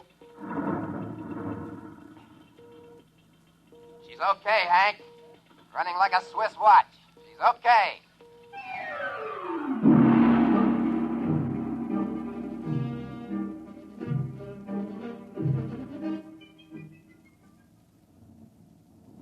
Hello, Steve. Elapsed rocket's time is now 4 minutes. What's your altitude? Over to you. Speed 4,400, still climbing. Altitude 297 miles. All right, you're at the outer limit. Level off for maneuver tests. You've got exactly 6 minutes fuel left. I'm starting a 3-degree left bank. She's a little sluggish. There, it's all right. There's a low vibration somewhere. Maybe the cockpit cover. My view screen's a little fogged. Now I'm straightening out. 5 minutes fuel left. Now I'm starting a 3-degree right. Hey, of all the... What's the matter? What's wrong? There's something up here. Something shining. What are you talking about? There's something above me, Hank. I'm going to chase it. Steve, you're at the outer limit now. I can see it plain now. Now, Steve, don't go any higher. You've only got 4 minutes left. You've only got... I'm getting static. I can't hear you, Hank. It's dead ahead now. I'm going to make a pass at it and get a good look. Here goes. Hey, it's swerving to meet me. It's dead ahead now. Look out, it's dead ahead.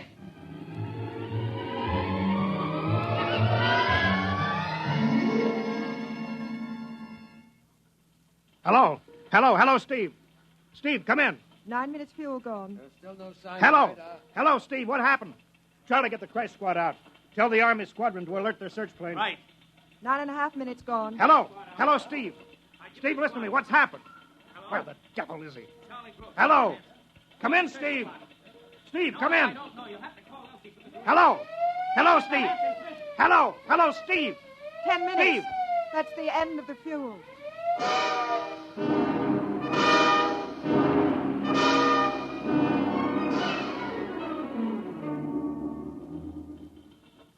How long has it been now? 10 hours, Mr. Hanson. Nothing more on radar, Sergeant? The screen's blank. Colonel Carulli called in. The search planes are back. Couldn't find anything. Should be some trace. He couldn't have bailed out, could he? You don't hit the silk at 4,400 miles an hour. We either went past the outer limit and ran out of fuel, or something blew, and we'll find the pieces scattered from here to the coast. Why does it have to be the best man? Always the best man. Charlie, we got to figure out what was wrong. Right. Something must have blown. All right, I'll call him. Goodbye. Mr. Hanson, there's a message from Northside Hospital for Steve. Well, what is it? Mrs. Weston is fine. It's a boy. Thank you, Elsie. It's a boy, Charlie. Yeah. Fine. It's a boy. He didn't even know that she went to the hospital.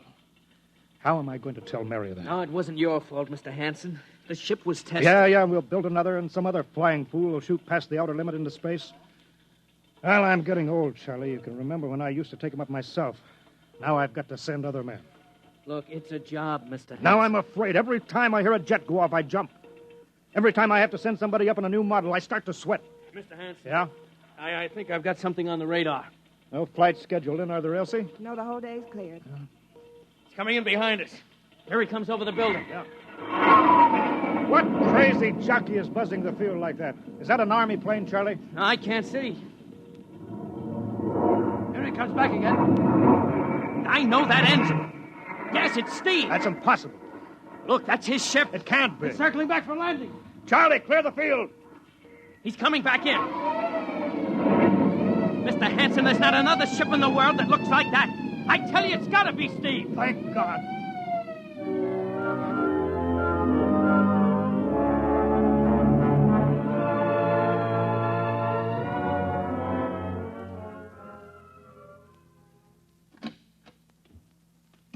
All right, sit down over there, Steve. Quicker we get this done, the quicker you get over to see Mary and the baby. Elsie, give the order to check and refuel the rockets. I don't want anybody in here till I get Steve's reports. Bury any calls. All right, Steve, let's have it. What the devil happened to you? Hank, that cosmic ray bomb. Does it still go off tonight? What are you talking about? Straighten out, Steve. Where have you been for the last 10 hours? Listen, Hank, there's something more important. Now, come on. I've got to get a report on the screen to Washington, so let's have it, will you? I've got to know how you stretched 10 minutes fuel to keep you in the air for 10 hours. One thing before now, I talk. Now, look, Steve. Will you have the Geiger men run over the ship before they refuel? What did you run into? So help me, Hank, I don't know. We better check and make sure it isn't radioactive. Elsie, add a Geiger report on the standard check. Steve, maybe we better have the medics look you over, too. No, I'm all right. They said I'd be all right. They? Look, son, I know you've had a tough time, but we've had this field on the alert for 10 hours, boy. One of the Army boys cracked up looking for you, and he's hurt bad. So let's have the story. Let's have it straight. I don't know how to tell you, Hank. Hank, I saw something up there. At 300 miles? I chased something up there, Hank, and I caught it. Now, don't hand me that, listen, Steve. Listen! I was cruising along, just starting the right bank, when I spotted something. It must have been going about half my speed. It was egg-shaped and smooth. I made a pass at it, and I came back for another, and then there was a humming sound. Humming? Sort of a vibration. And then I blacked out. I was headed straight for it at 4,400 miles an hour. I thought it was going to be the biggest smash since Hiroshima. And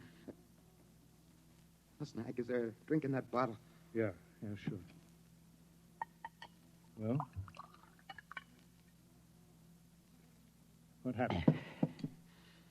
I came to inside their ship. Steve, this whole thing has been a devil of a strain on you. I'm going to call Major Donaldson from the Army base, ask him to sit in. The psychiatrist? Yeah, that's a good idea. Let him run his tests. He'll tell you I'm not kidding. Because, Hank, unless I miss my guess, I've just been tipped off to the way the world ends.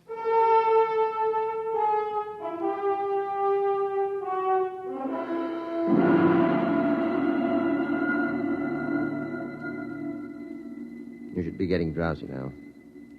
Count backwards from 10. 10, 9, 8, 7, 6, 5, 6. He's under. Now we attach the head plate electrodes and the cortical pickup. Look out for that wire, Mr. Hanson. 3.0 setting and 31.3. Now, throw that switch, Mr. Hanson. I have to start him off by suggestion. All right, Steve. You're in your ship now. You're in the rocket. Rocket? You're in the rocket. You're in the rocket, and you've just sighted something strange. Now I'm starting at 3-degree right. What's that? Hey, there's something up here. Something shining. His memory pattern. We're picking it up electronically. Something above me, Hank. I'm going to chase it. It's piped through the audio circuits. Getting static. I can't hear you, Hank. This is where we lost contact with him. I'm going to make a pass at it. Hey, it's swerving to meet me. It's dead ahead now. Look out. It's dead ahead. Now what? This is where he blacked out. No telling how long, minutes or hours. What's that noise? I don't know. Shh. Where? How did I get here? What? Who are you? Is he seeing things? Galactic Patrol. What's that? But what are they saying, Steve? What are they saying? It's about nuclear fission. They know about it. They know the danger of it. Long ago, they had wars that almost destroyed them. But finally, they learned. Now they've outlawed war. Go on, Steve. They patrol space. When their detector picks up an atomic explosion, they send a patrol. They've been observing Earth, and they found wars and rumors of wars. What are they going to do? They've quarantined us. Quarantine? They've isolated all Earth because we're infected with a communicable disease. Because we don't know how to control ourselves yet. Until we learn, we'll be a menace to the whole universe. What is this nonsense? Quiet. How are they going to do it, Steve? Well, they've spread out a layer here of I don't know what to call it. It's all around the Earth. It's miles deep. And when there's an atomic explosion on Earth, the radioactive particles will drift up to this layer and set off a chain reaction. It'll go around the world in microseconds, and that's the end. Yes? Yes, I understand. I've got to bring back the warning. You're going to put me back in my ship to bring the warning. Now what? Blacked out again. I guess that's all. What does all that mean? It's what he remembers. You don't think that really happened? No. Narco-psychometry circuits produce what he remembers. Just means that Steve believes this happened. I don't like to see this. I've seen too many top pilots snap. Steve is the best I've known. How bad do you think he is? Well, frankly, outside of the presence of this well-organized hallucination, there are no signs of unbalance.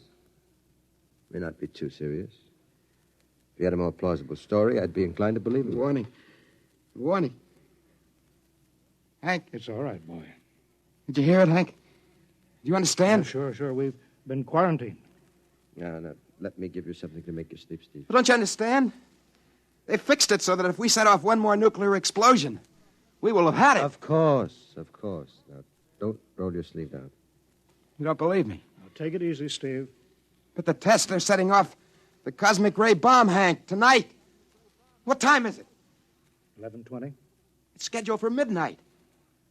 Hank, we've got to stop that bomb. Let Donaldson give you the hypos. You got to believe me. I saw them. I got the warning. If we touch off the Q-bomb tonight, we'll be the biggest galactic 4th of July of all time. The whole Earth will go up like a Roman candle. April 10th, 1965, the end. Look, Steve, you better calm down now.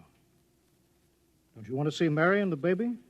You've got a new son, remember? That's just it. I want to see my son. I want him to live. If the bomb goes off, Hank, we got to stop it. Mr. Hanson, I think we'd better get over to the base hospital. Hank, you got to believe me. Sure, Steve. Maybe there's something to it.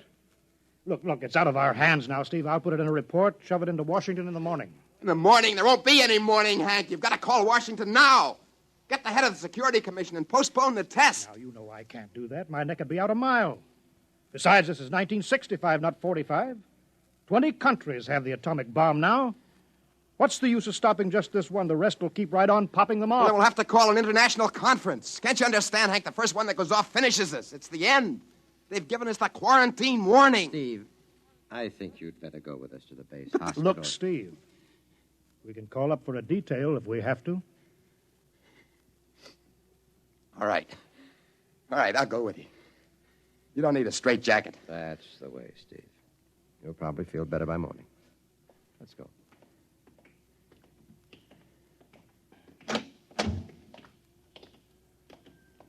Tomorrow I'll drive you over to the hospital to see Mary and the kid. Sure. Look at the ship under the floodlights. Pretty, huh? You'll be flying her again soon, Steve. Don't worry. Yeah, I guess so. What's she doing out on the line? They refuel her? Yeah, we got Clausewitz coming in tomorrow from Denver for another test. Figure we'd give you a day off. Yeah, that's good. That's fine. Steve! Hey, go! Come on, Donaldson. Steve! Steve, come back here! He's heading for the rocket. That's crazy. Steve! Get down off of there, Steve! We can't get at him now. That hood is armor glass. Hey, he's waving. To its control. The radio. Come on. I should have gotten help. Come on. The radio is still hooked up. Hello. Hello, Steve. Listen to me, Hank. You gotta call Washington now. Look, Steve, come out of the rocket. I'll call my men, Henson. Don't try anything, Hank. They refueled the rocket for tomorrow. Take it easy, Steve. Listen, you know what'll happen if I fire the rocket tubes down here? Steve, don't, please. It'll burn out every building for 5 miles. All of us in one big blast. What do you want, Steve? You gotta stop that bomb. You gotta call Washington now. They won't believe me. You make that call or I cut in the rocket. I mean it, Hank. You hook my screen to yours in parallel. I want to see exactly what you're doing. All right. Just don't fire those rockets. Get going, Hank. You got 12 minutes to make that call and stop the bomb. All right. I'm making the parallel hookup now. Donaldson, you think he'll really blast? I don't know. Up to now, I'd almost say he was normal, but this Henson, he's liable to do anything. Steve, there, you're getting it on your screen? Yeah. Now put that call through. All right. Operator, Visit screen to Washington. the visit screen circuits are busy, sir. If you try again in half an hour. This is a Security Commission priority. Break in. Get me a line. Just a moment, please. 10 minutes, Hank. Listen, Steve, I'm trying. Ready to take your call, sir. Washington Security Commission 3. Urgent. I want Undersecretary Herbert Ames. Washington 3. One moment, please. Hurry, will you, please? One moment, please. Chicago. San Marco calling Washington visit screen 3. Urgent. Washington 3. One moment, please. What time is it, Donaldson? 11:51. Do you think he'll fire those rockets? He might. Washington. Go ahead, San Marco. Visit screen 3, Mr. Herbert Ames. That is a coded exchange. I cannot accept your call without clearance. Listen, Washington, put this through. This is Mr. Hanson of Hanson Rockets Incorporated at San Marco Air Base. This is a priority call. I'm coded. One moment, please. I will check your code number. Get it through, Hank. That bomb goes off at 12. Will you be reasonable, Steve? Your call has cleared, San Marco. Washington visit screen 3, Herbert Ames. This is your call, sir. Security Commission. Ames. Oh, hello, Hanson. Listen, Ames. You've got to get me the chief. You kidding? He's at the test control room. Yes, I know, but get him for me. Hey, what's up? You look lousy. Or is it a bad circuit? There's no time, Ames. I've got to get him before the test. It's about the ray bomb. I can't take the responsibility. Get it through, Hank, or I blast. Hey, what's going on there? Ames, my project has a high enough rating. This is a priority A call. What? Well, it's your neck. Okay, I'll try to get him for you. He's in the control room, though. You'll have to switch off your screen and speaker and go on earphones. Too much going on in there. Security, you know. You hear that, Steve? I've got to cut the screen. All right. 8 minutes, Hank. Hello? Hello? Yes, sir. This is Hanson at San Marco. No, sir. Priority A request to cancel the bomb test. No, look, I'm serious. I'm deadly serious. We sent the X-2 JTR up today to the outer limit, and we uncovered evidence. Yes, on the automatic instruments. What's that? No, this possible chain reaction. No, I can't tell you the whole story. There isn't time. Yes, I'll bring the readings into Washington in the morning. You've got to postpone the test till you see them. Yes, I understand that. I understand about the press.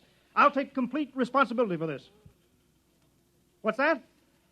Look, I've worked on contracts for the Commission for 10 years now. Yes, I have complete confidence in my information. You can record that. All right, I'll call you back immediately. Goodbye. Hank? He's agreed to cancel. The ray bomb won't go off. Thank God. All right, Steve. You can come down out of the ship.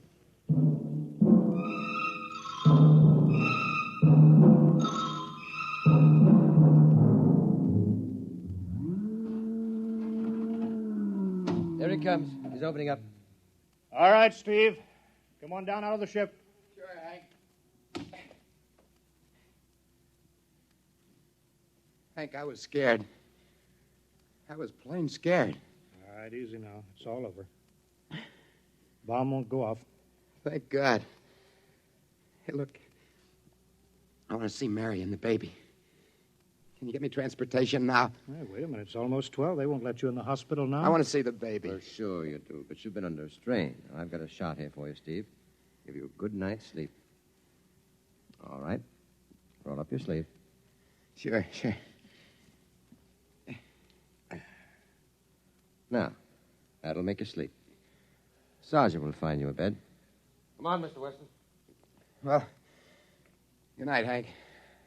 I am kind of beat. It's been a tough night.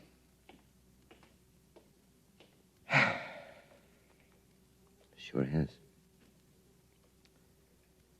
Thought for a minute he was going to blast those rockets and send us all to Kingdom Come. Yeah. Quite a stunt getting the ray bomb test called off. It isn't called off. But the call. Ames couldn't get the chief. I was talking to a blank screen. Bomb goes off in a couple of minutes. Oh. Poor Steve. He's one of the best. He was the best. 1 in 10 million. Some story of his, poor guy. For a while, he almost had me believing that quarantine. That's a very common delusion. The end of the world. Last night, never saw the stars so bright. Better be getting in. That wind is cold. Bomb goes off in 30 seconds. Poor Steve. You know, Hanson, there's just one thing. Yeah? It's outside my field, but I'm curious. How did he keep that ship in the air for 10 hours with only 10 minutes fuel?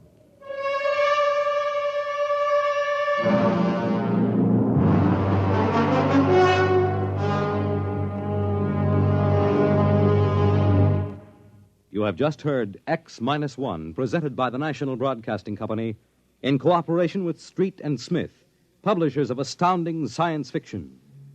Tonight, by transcription, X-1 has brought you The Outer Limit by Graham Dorr, as adapted for radio by Ernest Kenoy. Featured in the cast were Joseph Julian, Wendell Holmes, Joe DeSantis, Bob Hastings, James Dukas, and Freddie Chandler. Your announcer, Fred Collins. X-1 was directed by Daniel Sutter and is an NBC Radio Network production.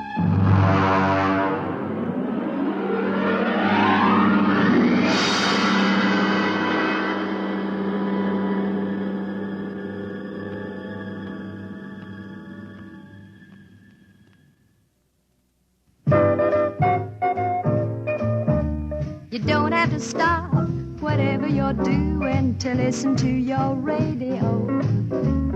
Though you may have a lot to do whatever you've got to do. NBC will still get through with music and drama, a life panorama. NBC's always got something brewing. Listen and you'll agree that there's always a smile from a twist of the dial to radio NBC.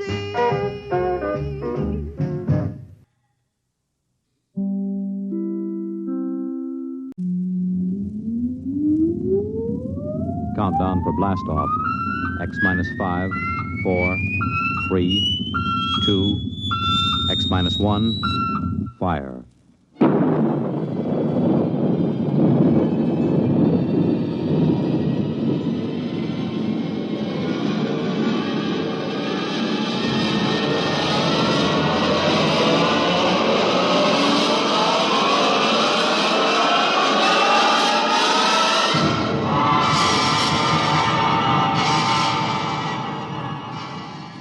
From the far horizons of the unknown come transcribed tales of new dimensions in time and space. These are stories of the future, adventures in which you'll live in 1,000,000 could-be years on 1,000 maybe worlds. The National Broadcasting Company, in cooperation with Street and Smith, publishers of astounding science fiction, presents X minus 1.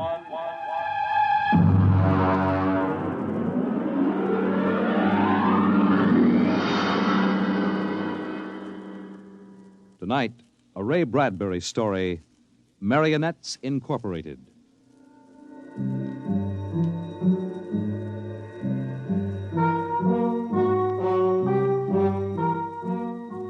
By the year 1990, we should see many amazing technological advances. And yet, in many ways, life will be very much the same. A husband will stop off at a bar on his way home and perhaps unburden himself a little to a friendly bartender. Well, that's good. Almost feel as if I could go home and face Nettie now. Wife trouble, Mr. Smith? Wife trouble, Sam. If only she'd relax a little bit. Look, you see this bruise on my lip? She kisses me. For an hour every night when I come home. Can you do anything for it? Well, I try, Sam. You can't figure them out. Well, I guess I'll go home and feed myself to the lioness. I tell you, Sam, when Nettie gets finished demonstrating how much she's missed me, I feel like a man who's been stuffed into an electronic washing machine with the dial set at rinse dry. How much do I owe you? Well, if it isn't Henry Smith. Huh? Brayling! Well, as I live and breathe. Walter Brayling. What are you doing here? We're having the night out. Say, does Gloria know about this? Things have changed, Henry. I thought she kept you chained to the bedpost most of the time. Not anymore, Henry, not anymore. So you aren't divorced, are you? Oh, no. Gloria's home. What did you do, put sleeping powder in her coffee? Oh, goodness, no. That would be highly unethical. Well, now, look, I can't believe you just walked out on her. 10 years of marriage, Henry, and I never had a night to myself. But it will be different from now on. By the way, what time is it? 10 o'clock. Well, I guess I'd better be going. Scared? Don't want to crowd my luck. Oh. Although, really, there's nothing to worry about. Well, I'd sure like to know how you do it, Walter. Would you really? Yes, I would. All right, Henry, since you've always been a friend of mine, I'll let you in on it. Come on, my car's outside. I'll drive you home and let you see how it's done. Well, now, that's nice of you, Walter. Oh, no, not at all. We fellas have to stick together.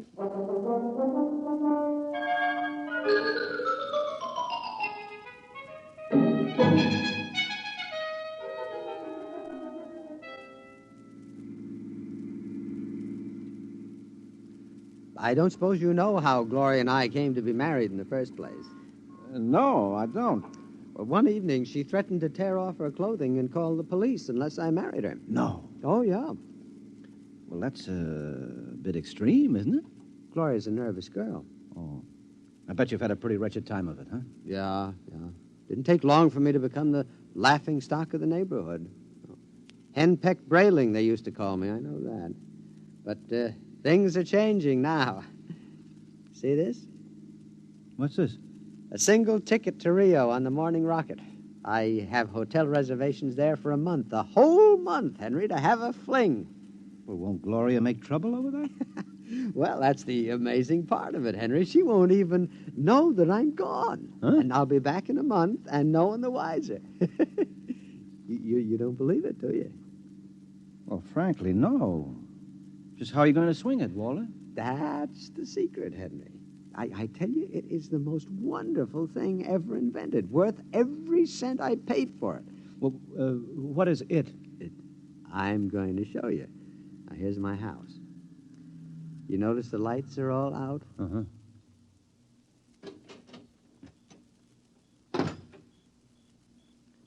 Shh. Now, we'll wait here on the front porch.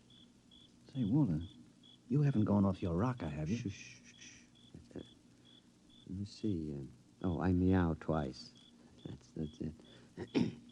Meow. Meow. Now watch the window in my bedroom.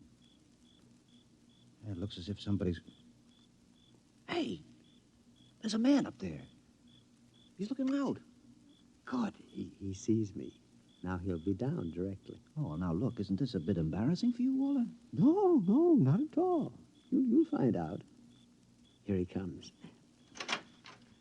Hello, B2. Good evening, Mr. Brayling. Either I'm going out of my mind or there are two of you. You never told me you had a twin brother. I don't. Look, if this fellow weren't in pajamas, I couldn't tell you apart. Well, that's the secret, Henry. Everything go all right, B2? Just fine, Mr. Brayling. I suppose my wife was in her usual good form this evening? Well, as a matter of fact, we spent the evening playing gin.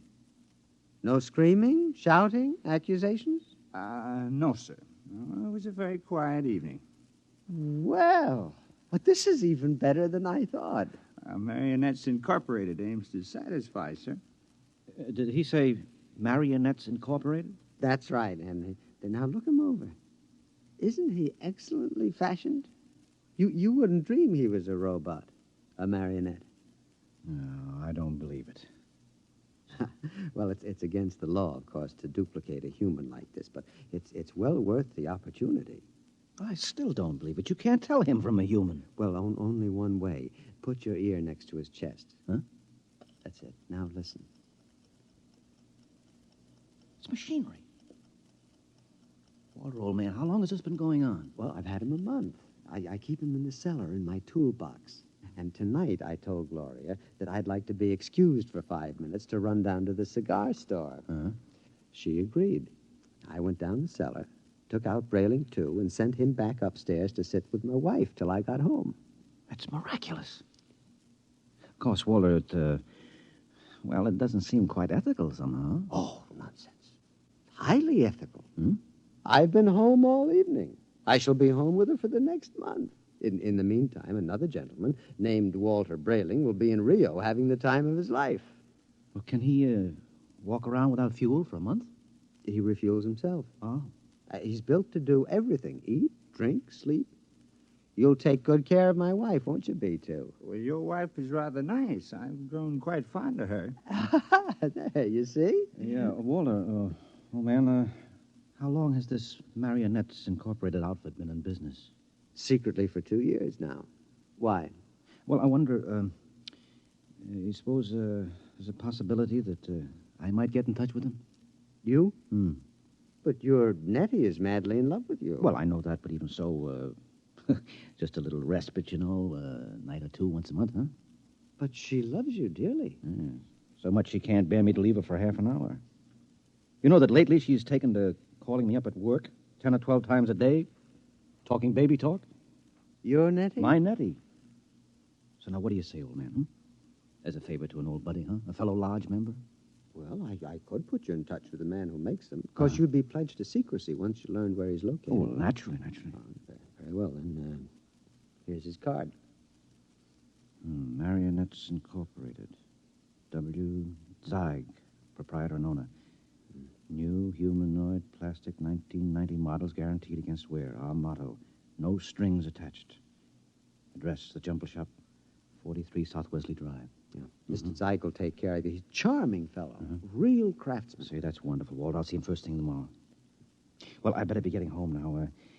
Nettie is probably splitting a gasket. Well, see you around, old man, after I get back from Rio. While I'm gone, you might drop around regularly, just as you always have. Treat Brayling, too, here, as if he were me. Otherwise, Gloria might be suspicious. Yes, fine, I'll do that. Oh, before I go, these marionettes, they're safe, aren't they? Oh, absolutely. Tell him, B2. Oh, we're guaranteed. Well, that's fine. Well, good night, Walter. Good night, B2. Good night, Mr. Smith. Good night, Henry. Well, I'm glad someone else will have a chance at a little happiness and freedom. All right, Brayling, too. It's back into the cellar box for you. Come on, down the steps.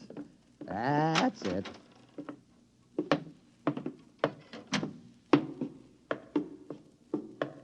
It's very damp down here, Mr. Brayling. Bad plumbing. Here we are. Brayling. Yeah? Before you put me back into the toolbox, could we have a word? Certainly, old man. Now, this toolbox. Yes, what about it? Well, I don't like it, Mr. Brayling. Why not? Well, it's cramped. Oh. Well, I'll try to fix up something more comfortable when I get back from Rio. All right, now, before Gloria gets worried, back into the... Marionettes are made to move, not keep still. Now, how would you like to lie in a stuffy old box most of the time? Well, I didn't realize you fellas were that sensitive. Well, you wouldn't like it at all. I keep running. There's no way to shut me off. Now, I have my feelings, you know. Well, a day after tomorrow, I'll be off to Rio, and you won't have to stay in the box for a whole month. You can move upstairs. But when you come back from Rio, I'll go back into the box.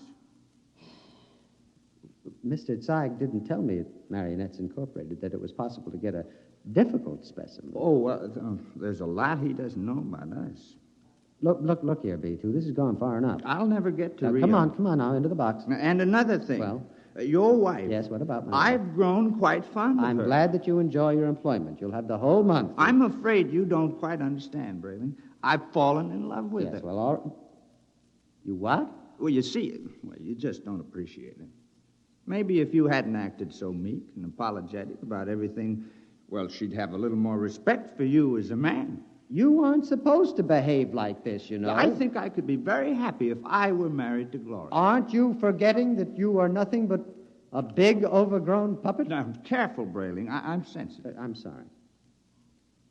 Look, you wouldn't mind waiting here a moment, would you? I have to go upstairs and make a phone call. To whom? Nobody important. I have to call Henry Smith about something. You're lying. Now, you're going to call Marionettes Incorporated and tell Mr. Zeig to come and get me. No, really, I'm not. I was... B2, stay away. Now, stand where you are, Brayling. No, B2, take your hand off my arm. No, Brayling.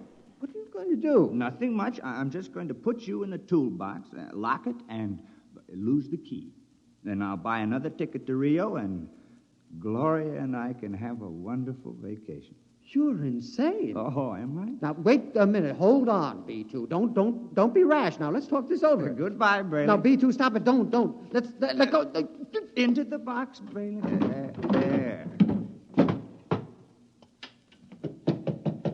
Let me out. Let me out. Walter? Yes, Gloria? Well, what in the world are you doing down there at this time of night? Well, nothing, lover. The pipes were knocking, and I'm just making sure the boiler hasn't exploded. Now, you go to bed, and I'll be up soon. Hurry, won't you? We had such a nice evening. I'm lonesome for you. You won't ever be lonesome again, darling. Never again.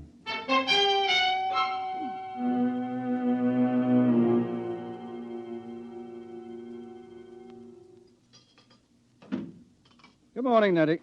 Good morning, darling. How are you? Have a nice time last night? I missed you so. Mm-hmm. Is breakfast ready? Well, aren't you going to kiss me good morning? Huh? Oh, yes, I suppose so. You're so wonderful, Henry.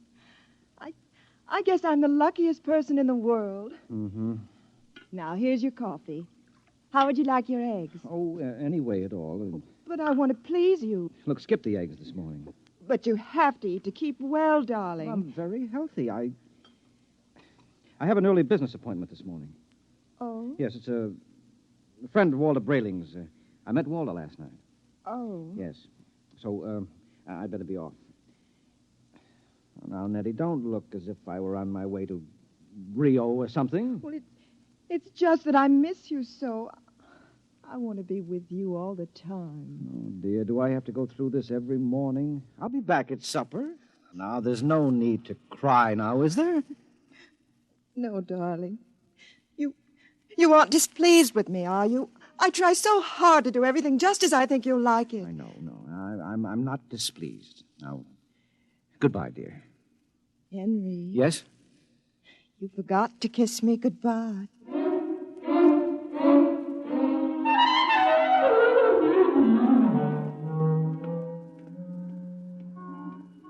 No strings attached, no strings attached. A very nice puppet with no strings attached. Let's see now. Jumble Shop, 43 South Wesley. Well, that should be about... here it is. Yes? Mr. Zeig? Yes? Walter Brayling recommended me. Enter. Thank you. Your name? Henry Smith, 55 Evergreen Place. And what can we do for you, Mr. Smith? Well, Mr. Brayling showed me his marionette last night. I was intrigued with the idea. Not that my wife is anything like that female meat grinder he's married to, you understand, but, well, I'm a man who enjoys an occasional evening with the boys, you know, without complications. Naturally. Yes, so I thought... that I could duplicate you? Exactly. Oh, I think it might be arranged. Oh, yes, how much? $9,000. I have an inferior model at $7,500. No. If I go through with this, nothing is too good for Nettie. Nettie's my wife. We've been putting money aside to buy a summer home in Westport, but... Yeah, sometimes we must choose. Yes. Well, perhaps I could just slip out $9,000. It's a joint account. How soon could I have it? Oh, I could construct a mannequin in about 2 months' time. Good. Shall I consider the order placed? At once. Of course, you'll have to report here for a body mold, color index of your hair, lips, skin, etc. And I'll have to do a complete electro-emotional calibration. Uh-huh. Now, you guarantee that these models are foolproof? As foolproof as I can make them, Mr. Smithson. I've had years of training. And there's no chance of detection? None whatever. I've never had a complaint. Very well, Mr. Zeig. I'll get the money from the bank and send it to you. I'm sure you won't be sorry, Mr. Smith. You'll be just as satisfied as Walter Brayling.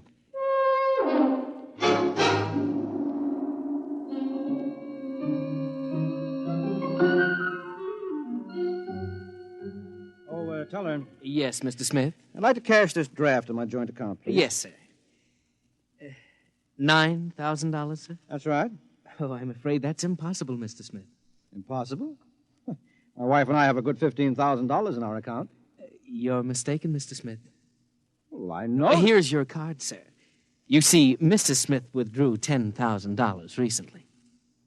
$10,000? Without even telling me? I remember it distinctly, Mr. Smith. She said it was for a surprise for you. Oh, good Lord, she's bought that house in Connecticut. My birthday is next week. Oh, no. I've got to borrow it somewhere. I've already contracted... Yes, sir. Quite a surprise for you. Mr. Smith?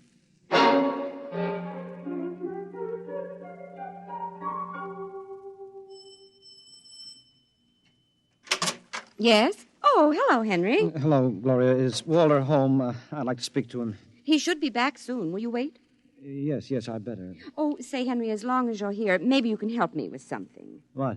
I went downstairs to get an old suitcase a little while ago, and I heard the strangest noises near that old tool chest of Walter's. He mentioned that the boiler was acting up, and, well, I'm afraid to go down there again. I wonder if you'd take a look. What kind of noises? Like a thumping sound. Uh-huh. Well, maybe I'd better go down, Gloria. You stay up here. Should I call a plumber, do you think? No. I'll take care of it. Well, it's right down those stairs. All right, I'll have a look.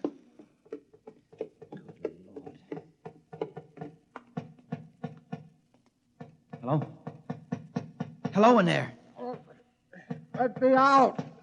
Let me out. Shh, just a minute. Keep quiet, for goodness sake. Let me out. I'll have to smash the lock. Now, what? Henry, thank God you've come. What's the meat? I've been in there all night. I thought I'd suffocate. He tried to kill me. He tried to murder me. Who? Which one are you? No, don't be an idiot. I'm Walter. Well, what happened? B2, the marionette. He stuffed me in a toolbox and left me to suffocate. What? Fortunately, I found an old file in there, managed to get an air hole through the wood. Good Lord. He's taking Gloria with him to Rio. Have they left yet? No, he's gone downtown for the tickets. Good. We may have time. For what?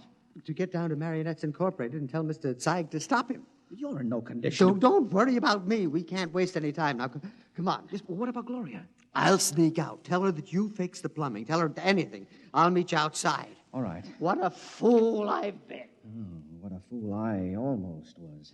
I went down and ordered one of those things today.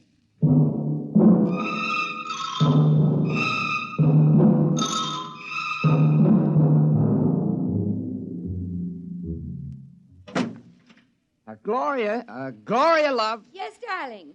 Did you get the tickets to Rio? Right here in my wallet. honeymoon for two under the Pampas moon. Oh, Walter, it's so nice to have you like this. Oh, you like the change? I don't know what did it, but whatever it is, I'm in favor of it. I hope it's permanent. Well, I intend to see that it is. By the way, darling, do you happen to remember where that old pistol of mine is? Pistol? Yeah, I just thought, since we're going to be traveling in strange countries, well, it wouldn't hurt to bring it along. Well, I think it's here in the sideboard. There. You know how frightened I am of these things. Well, I'll be very careful of it. Now, in fact, I think I'll go down to the basement and practice. Not really shooting it, of course, just to make sure it's in good working order. Well, now, do be careful, darling. Oh, I will. If you should hear a shot, now, don't be frightened. I may fire it into a block of wood just to test it. Perhaps I'll fire it into that old tool chest of mine. That should absorb it. Oh, speaking of that tool chest... What about it? It reminds me that Henry Smith was here. Oh? Yes, I heard some noises downstairs, and he went to fix the plumbing. Is he still down there? No, he left. I really don't understand it. He seemed so anxious to see you before he went down to the cellar. And then he just left. Did he stop the noises? Well, he must have. I don't hear them. Yeah, I see. What is it, dear? Well, I have to go out for a while, darling. But, Walter, we have to pack if we're leaving. Well, I'll be back soon. There's something very important I have to attend to. What is it? Well, just some personal business with Henry Smith. Now, please excuse me, darling. And now, don't worry. When I get back, everything will be fixed once and for all. We can enjoy the rest of our lives just as though the old Walter Brayling never existed.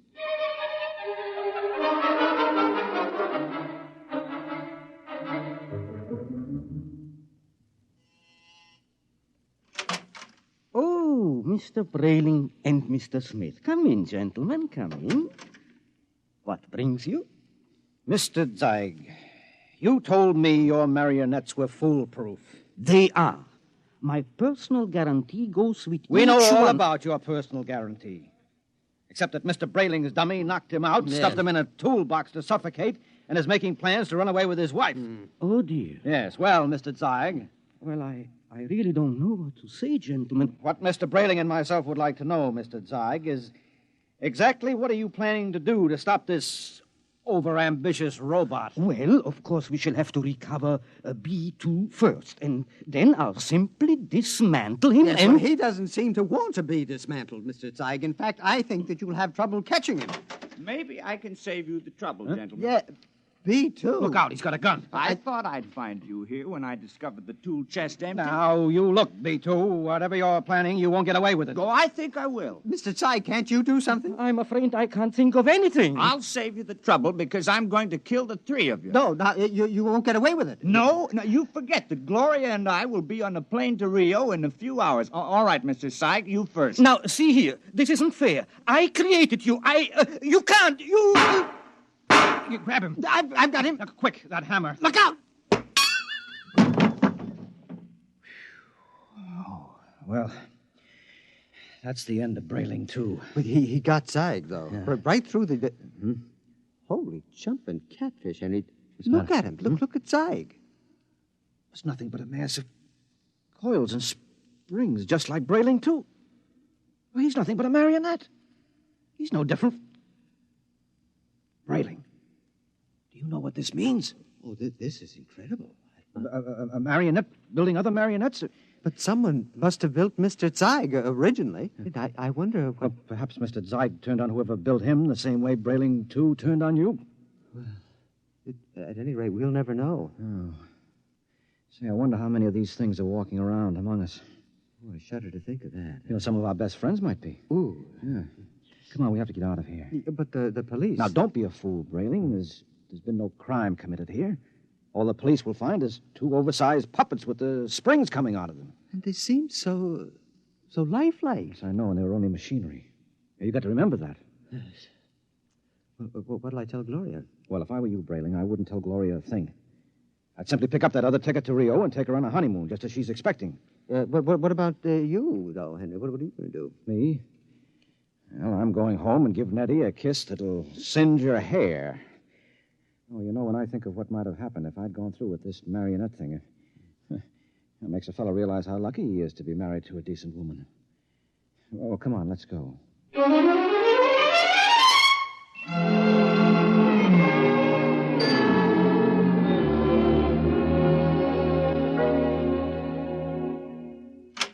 Nettie?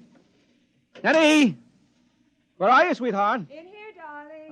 Oh, I've missed you today. Come here. Oh, Henry. Hmm. Oh, you look tired, darling. Can I do something for you? Just tell me I'm yours to command. Oh, man's a fool to jeopardize a nice home and a loving wife like you. Oh, you do love me, don't you, Nettie? Oh, you know I do. Here, let me get your slippers on. No. Oh, it feels good to sit back on the sofa and relax. Oh, you don't know what a trying day I've had. Oh, I can see you're all upset. It isn't anything I've done, is it, dearest? No.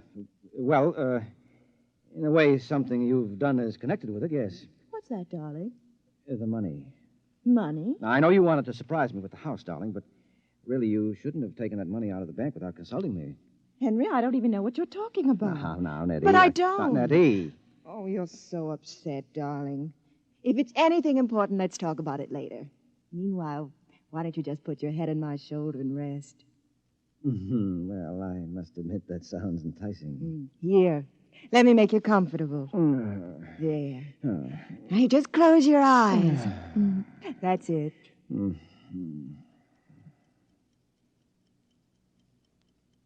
Nettie, Yes, darling? you hear something? No, darling. You sure? Like what? Like the ticking of a clock? No. Strange. I don't hear it now, but when I had my ear against your chest... Oh, no.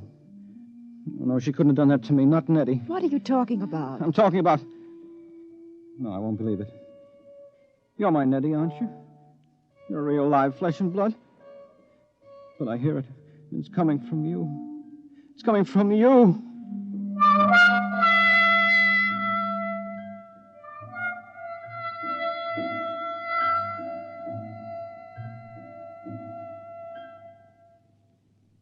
You have just heard X-1, presented by the National Broadcasting Company in cooperation with Street and Smith, publishers of astounding science fiction. Tonight, by transcription, X-1 has brought you Marionettes Incorporated, written by Ray Bradbury and adapted for radio by George Lefferts. Featured in the cast were Les Damon, Dick Hamilton, Carl Swenson, Theo Getz, Arthur Cole, Bob Hastings, Freddie Chandler, and Ginger Jones.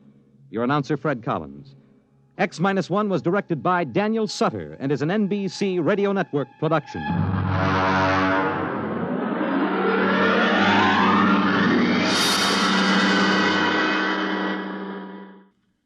Pro Football Championship, Los Angeles Rams versus Cleveland Browns, Monday, NBC Radio.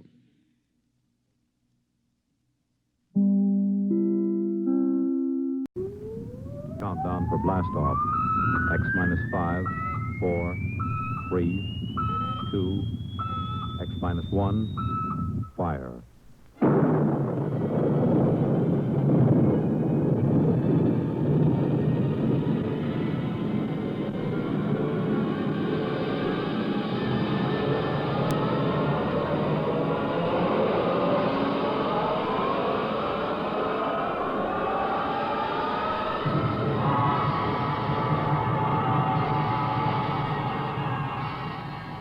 From the far horizons of the unknown come transcribed tales of new dimensions in time and space. These are stories of the future, adventures in which you'll live in a million could-be years on 1,000 maybe worlds. X minus 1.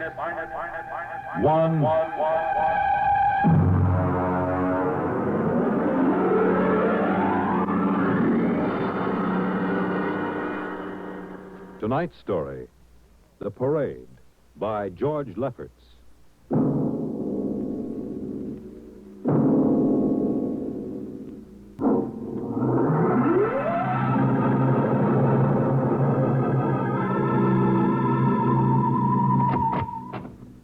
You are Mr. Sid Ryan? The same. My name is Lucia. I'm a Martian. Pleased to meet you, Mr. What was that again? A Martian. A Martian, huh? As in Orson Welles? Precisely. I'm a Rotarian myself. Sit down.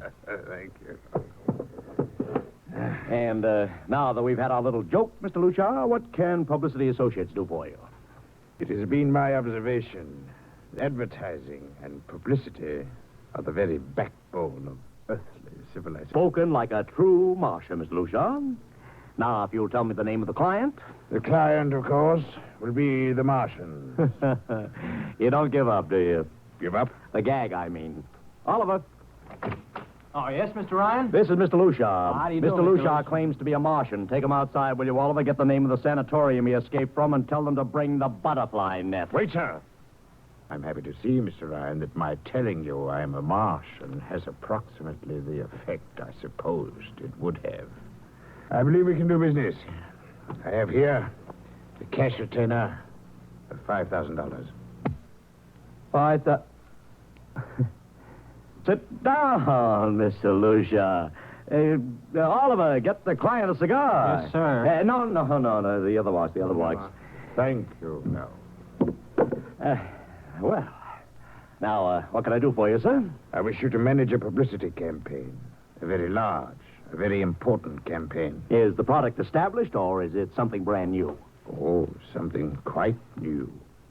Now, what would you judge to be the most effective type of campaign?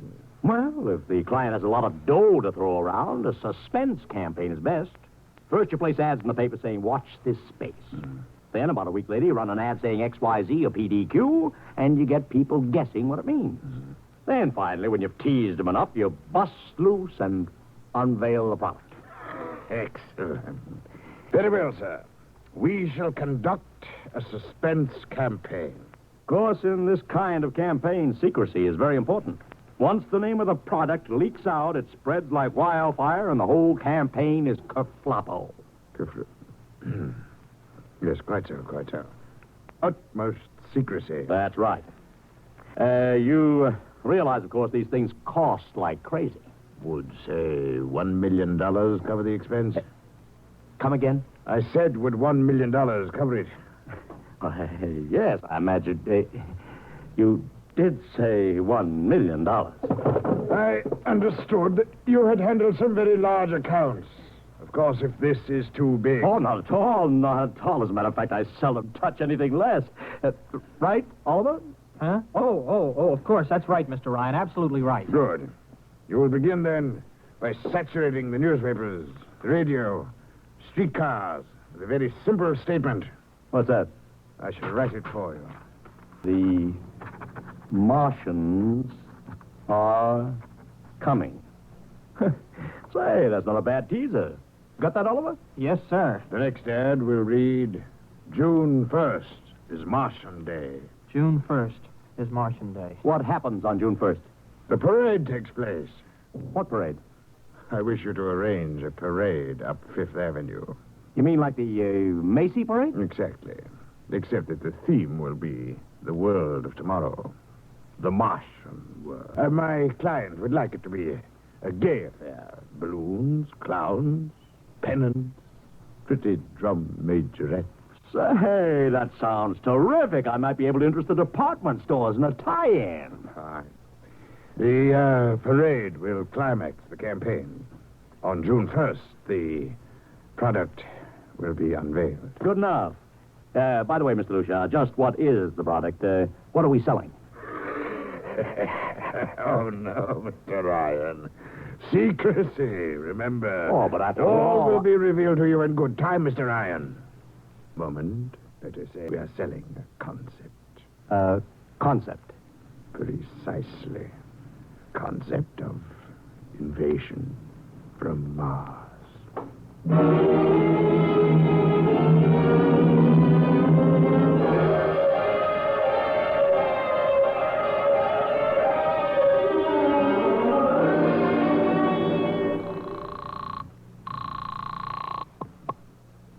Benny Marcus, please.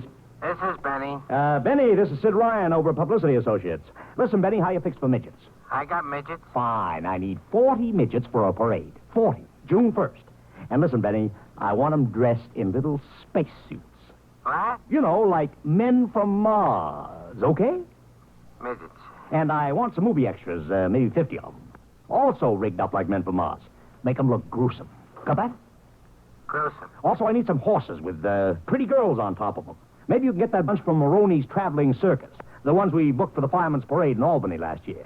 Oh, try, Sid. And never mind the expense. Just get me the talent, okay? I gotta hang up now. Call me back, Benny. How you doing, Oliver? Oh, fine, Mr. Ryan, just fine. We got full-page ads in all the dailies and 10-second spot announcements on every local station, but it's costing a fortune. The more it costs, the bigger our percentage. Spend like you were going to the electric chair, Oliver. Yes, sir. How you making out on the parade? If it comes off, it'll be the biggest thing since Barnum invented the midget. I've got Macy's, gimbals, and sacks to contribute floats. Everything is built around the Martian theme, see? Even the horses will have long feelers attached to them and funny-looking extra legs. It'll be sensational. Oh, yeah, it sounds fine, only... Only what? Oh, Mr. Ryan, we don't even know what we're selling. Oliver, my boy, do you think old Sid Ryan has been sitting here spending all this moolah and not putting two and two together? You mean you know who Lushar represents? Just by accident, understand? I have learned that Century Pictures is making a big new epic. A space opera entitled Invasion from Mars. Get it? Oh, I begin to see. Also, by mere coincidence, it happens to be the premiere sometime around June 1st. You follow me? But, Mr. Ryan, Century has an exclusive contract with New Feature Syndicate for all their publicity. Suppose Century Pictures doesn't like the way New Features is handling their stuff. They want to get out of the contract, but New Feature says no. So they have to get around the contract. A man named Lushar, client unknown, starts publicizing the Martian invasion. Need I go further? Oh, I get it, Mr. Ryan. Gee, I suppose I should have thought of that. No, Oliver, that's what I like about you. You're so innocent.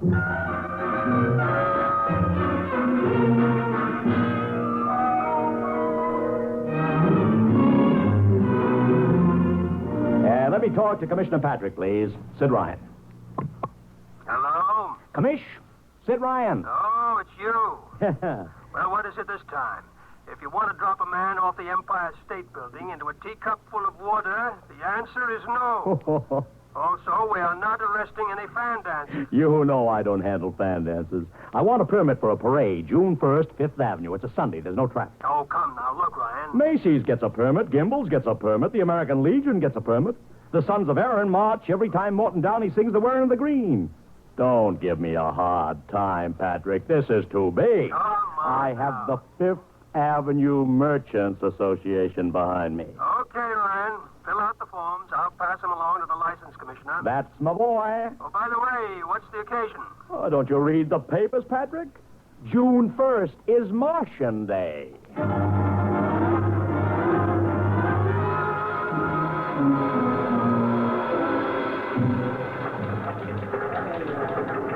Well, Mr. Ryan, how is the campaign going? Like fire, Mr. Lushar, like fire. Everybody and his brother is going along with the gag.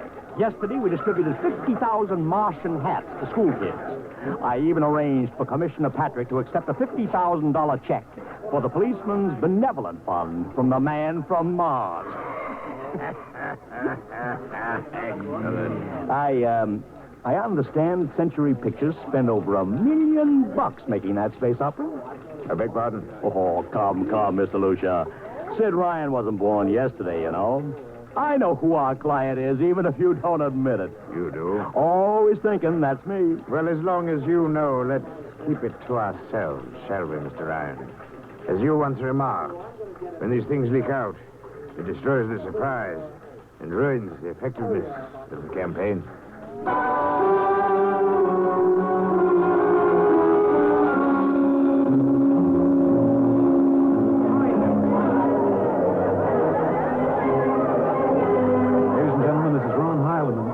Speaking to you from our portable transmitter atop the reviewing stand for the much-heralded Martian Parade on 5th Avenue. It's a beautiful sunlit day here in New York. Perfect day for a parade. And the streets are packed with thousands of spectators, all eager to find out what this is all about. There's an air of shrill expectancy. Helen, over here! Okay, tell them all right. I just had word from Sol Brown up at Central Park Mall that the Martians have landed from big pink balloons. And while we're waiting here for the arrival of the parade, we brought some people up to our microphone to tell you their reactions to this spectacular affair. What's your name, madam? Miss Ada Shackley. A little louder, please. Miss Ada Shackley. And where are you from, Mrs. Shackley? Columbus, Ohio. I see. And I see you have your family with you. Two little curly-headed boys. Are you in New York for your vacation? Yeah, we came for the Shriners Convention with their daddy. Well, what do you think of Martian Day, Mrs. Shackley? Well, it all seems very strange to me, but the boys have been pestering me to watch it, so we've been standing here for 2 hours. I can't make head or tail of it. Well, neither can a lot of other people, Mrs. Shackley, but judging by the thousands here already, there's a lot of curiosity. Curiosity killed a cat, folks say. Let's hope not. Thank you, Mrs. Shackley. And now Here they come, ladies and gentlemen. The first units of the big Martian parade swinging down Fifth Avenue. Fanfare, colored streamers, music, confetti, floats, all the attractions of the Mardi Gras. Let's listen to the band for a minute.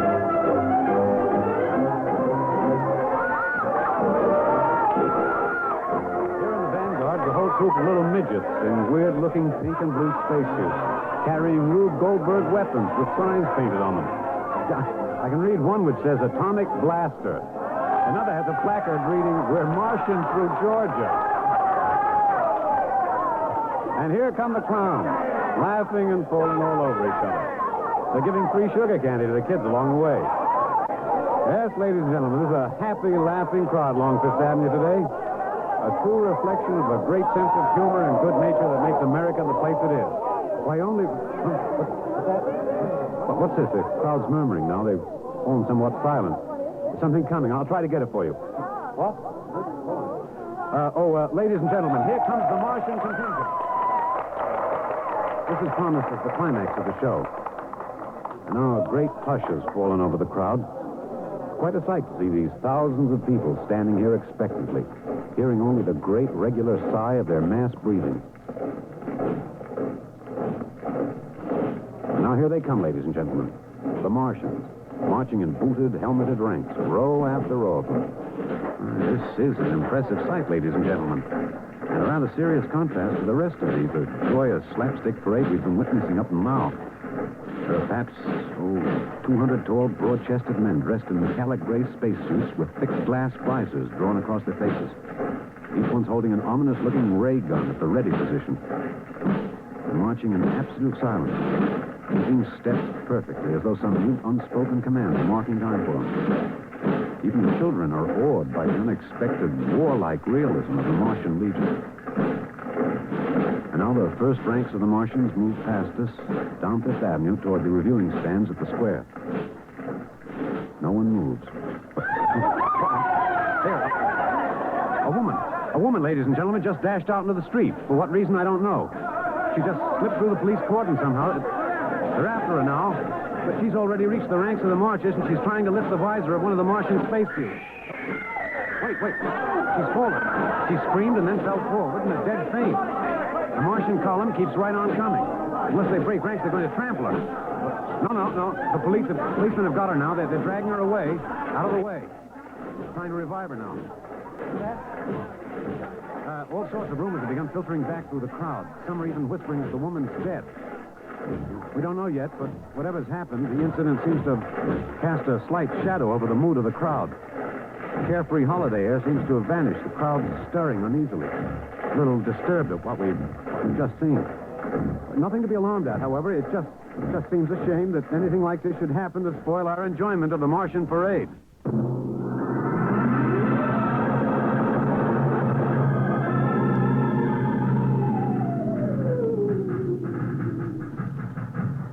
Ryan, did you see that? A woman fainted. She ran out into the street to get a close look at the Martians, then she screamed and fainted dead away. I'm well aware of that, Oliver, since I paid her $50 to do it. What? The dramatic moment, Oliver. The stock and trade of the good publicity man. Relax. Holy smokes, you sure think of everything. For my share of this deal, roughly $100,000, I can afford to think of everything.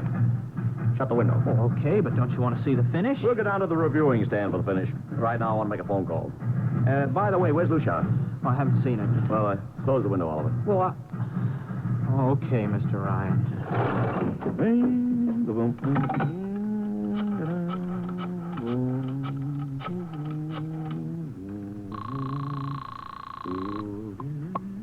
Marcus Talent Agency. Benny, this is Sid Ryan. Oh, say, listen, Sid, I was going to call you. I'm awful sorry about those Martians. What do you mean, sorry? They're terrific. Don't joke, Sid. I mean it. Well, I mean it, too. They're great. Are you in a bag? Never felt better. Mean it, don't you? Of course I mean it. What is this? There are Martians in the parade? About 150. Of course, I only ordered 50, but under the circumstance... Sid. What is it? Sid, don't you know I couldn't get you a single movie extra? There's a studio strike in New York. Huh? Wait a minute. Where'd these guys come from if you didn't hire them? I don't know. Hold on. Oliver. Oh, yes, Mr. Ryan? Did you hire those Martians? Well, no, sir. I didn't... Benny, this is on the level, isn't it? Oh, yes, Sid. Okay, Benny, I'll call you back. What's the matter, Mr. Ryan? I don't know. Just don't know. Wonder if Lucia hired them. What's Century Pictures number? Tremaine 4, 1000. Tremaine 4, 1. Century Picture, Old Star. Give me Marty Sanford, your publicity director. One moment, please. Sanford. Marty, this is Sid Ryan. Oh, hello, Sid. How's it Fine. Listen, Marty, this is dead serious. On the level, get it? What's wrong? I've got to locate Lucia. Lou who? Lucia, come on now, Marty. This is life and death. The guy you sent over to hire me for the invasion picture. I never heard of a guy named Lucia. And, what invasion picture? Invasion from Mars, the space opera. Are you batty? Marty. The picture was shelved last month. What? Sure, back in the can. The big shots decided you can't sell a Martian invasion to the American public. It's too incredible, Sid. Who'd ever believe it could really happen? Of all the great... Mother in heaven. What is it, Mr. Ryan? You look terrible. Too fantastic. Mr. Ryan, is something wrong? Open that window. I want another look at those Martians.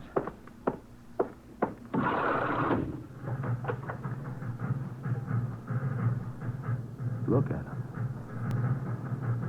Oliver, you were in the Army.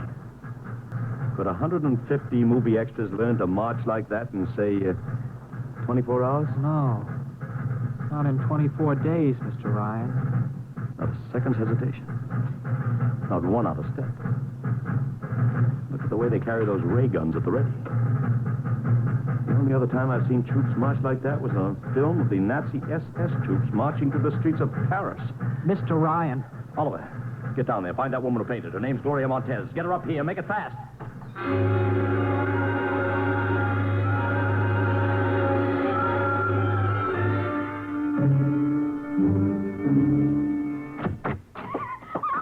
Yes, Mr. Ryan. I can't get much sense out of her. Stay away from me. Okay, Gloria. You can cut out the act and relax. It's me, Sid Ryan. Gloria, settle down. Baby, it's me, Sid. It's awful. It's so big green eyes and those feelies like a catfish. Baby, snap out of it. Listen, what happened down there? You ran out and screamed like I told you, but the fainting, that wasn't in the act. Go away, please. Go away. Just one question, baby. Inside that helmet, what did you see? Anything out of her, Mr. Ryan? She needs a doctor. Okay, Oliver. I've heard enough anyway. You take care of Gloria here. Get her a drink. Where are you going? To see the commissioner. You got to stop this parade before things begin to happen.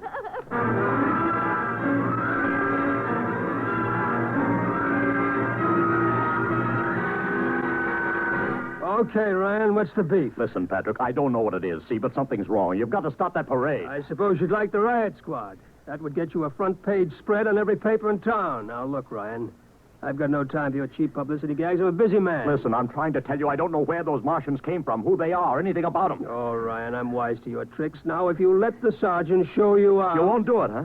An honest citizen appeals for protection and you refuse? I most emphatically do. Now, beat it. All right, Patrick. I'll go right to the mayor's office. I'll have you busted flatter than a fried egg. Go ahead. I'm sure His Honor will be glad to toss you out on that phony nickel-plated skull of yours.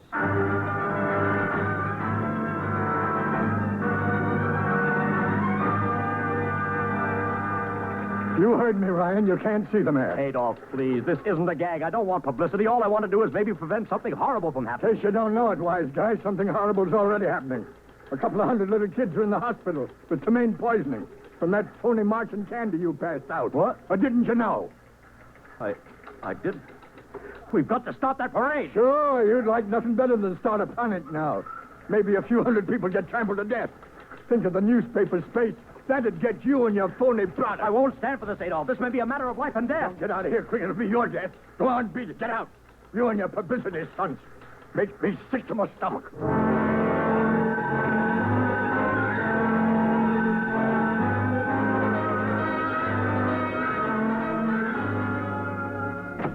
Oliver! Oliver!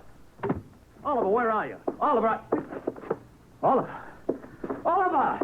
It is useless to scream at him, Mr. Ryan.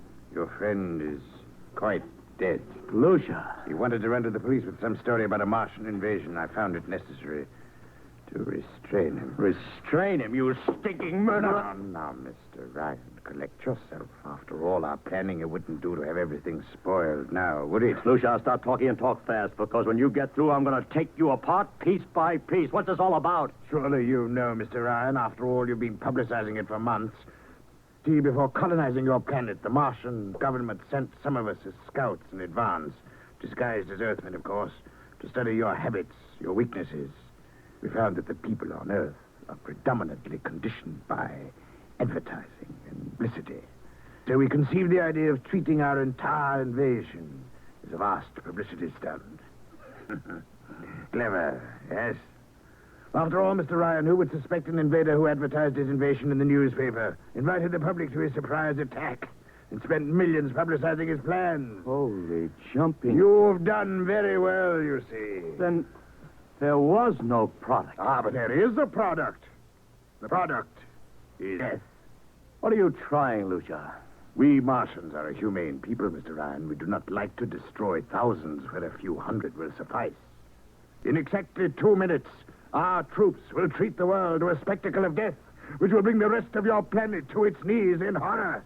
Nations will clamor to surrender. Perhaps, Mr. Lucia, but not if I can help. No!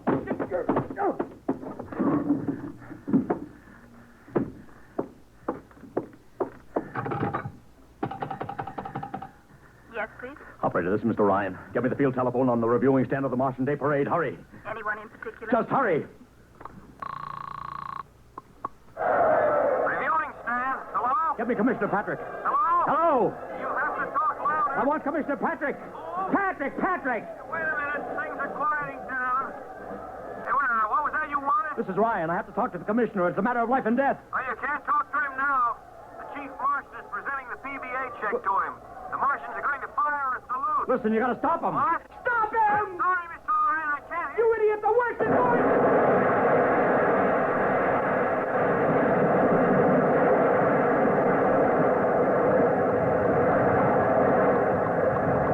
Ryan, you've been cut off. I heard it. Is something the matter? No, operator. Doesn't matter. Nothing matters now.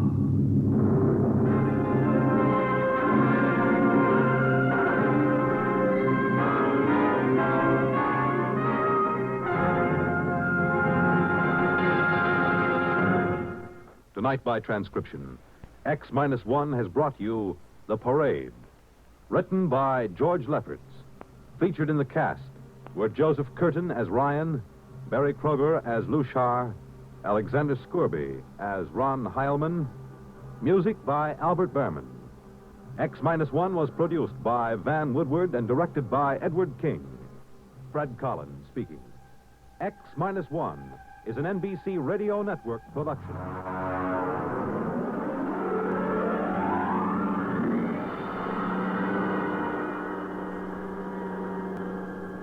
And now, next week, The Cave of the Night. The gripping story of the first man to pilot an Earth satellite beyond the reach of gravitational pull. And of what happened when a watching world learned that something had gone wrong.